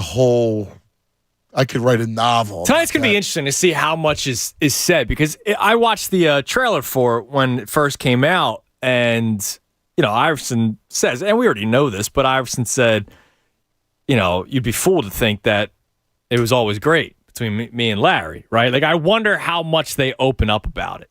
I'm sure there's going to be some stories about missing practice and all that kind of stuff, but I just wonder how deep they get. I don't know. Because a lot of the players are in it too. Like it's cool. I think it's cool that Theo's in it. Yeah. Like that's going to be an interesting angle to it. Yeah. That was controversial. Yeah. Because people go, well, could you wait it out? Right. The injury. The injury was a big injury. But they saw that this was the window and they could get through the East. And if you got through the East, you got Shaq on the other side. You know what Who's guarding Shaq? You know what the runtime is? And that's why they did the Mutombo thing. Is it an hour? I don't know. I didn't see I'll that. try to pull it up. I just wonder, I don't know. because this could be something that's like 5 hours. Yeah. Oh, well, I always told you that you could do a series. Like, I want to do the winning time on that. Let's go to T. Will. My man, T. Will. Yo, man, listen. You bringing back reasons why we like basketball in the city, man. You talk about AI and being polarizing. There's one thing about AI we never had to question that we question with today's team, and that's throughout the NBA. And you said the changes, how he changed the style of the NBA and the style of basketball. The one thing that hasn't changed, Ant, is heart. And his heart was not questioned. Night in and night out, he came and played hard and wanted to win. And whether he had beef with Brown, beef with fans, beef with anything that was going on, when the lights came on and that ball dropped on the court, he played 100%. And we don't have that kind of heart on this team right now. We haven't had heart on this team since AI. Well, certainly wasn't Simmons. And that's the difference. That's the difference. Now, that whole era was amazing. And I feel like I'm lucky. And as basketball fans right now, we all should be lucky because we saw the era of Jordan, the era of Kobe with AI, and then we're watching the era of LeBron. How much better does it get as a basketball fan? Yeah, the only one we really miss. We miss Wilt, and we miss and Wilt and Russell. We missed right, and we miss. So we catch Bird, Magic. Well, we latter half. Tail end of that one. But we watched Earl Monroe. We miss Frazier, Monroe. That we Willis missed some Reed. generations of basketball. We saw some generations of basketball that just like blows your mind that we have to sit back and appreciate. You know what I mean? Yeah. But I'm gonna give you a quick story about AI. And you said that he was always like he was up and down. So I worked in nightclubs coming up in that era. AI always came to the nightclub, right? So one night, where'd you work? I worked at Great Street Pub down in Manayunk. I worked on Dell Ave at Chrome. I worked in Jersey. Chrome. Yeah, I was all over. So if so AI comes in one of the clubs, right? It's AI, McKee, Roger Bell, and Dikembe Mutombo, right? So AI's in one of his moves, and then David Akers pops up that night. That's awesome. So David Akers is in the building. It's like a random Thursday night. So they come in and AI's just in this mood, and he's just and like people are coming up to him, and McKee, Aaron McKee was like his big brother, right? So Aaron McKee's telling him, like chill, just have a good night, and AI's just running off at the mouth. Well, we're broke AI and finally calms him down. Mutombo sits down on his big black leather couch, right? And he's still taller than AI standing next to him. Somebody threw some adult protection on stage in the VIP in front of Mutombo, and AI looked out and says, "Man, I don't need this," and threw it back out in the crowd. That's him. That's crazy. Wild. Absolutely wild. Yeah. Wow. I'm standing there looking at this, and I'm in tears laughing. Well, you know all the stories about where he would be in North Philly at some clubs that were pop-up kind of clubs, like you would call them pop-up today. Yeah. And he was just wild. He was wild. It was such an interesting time.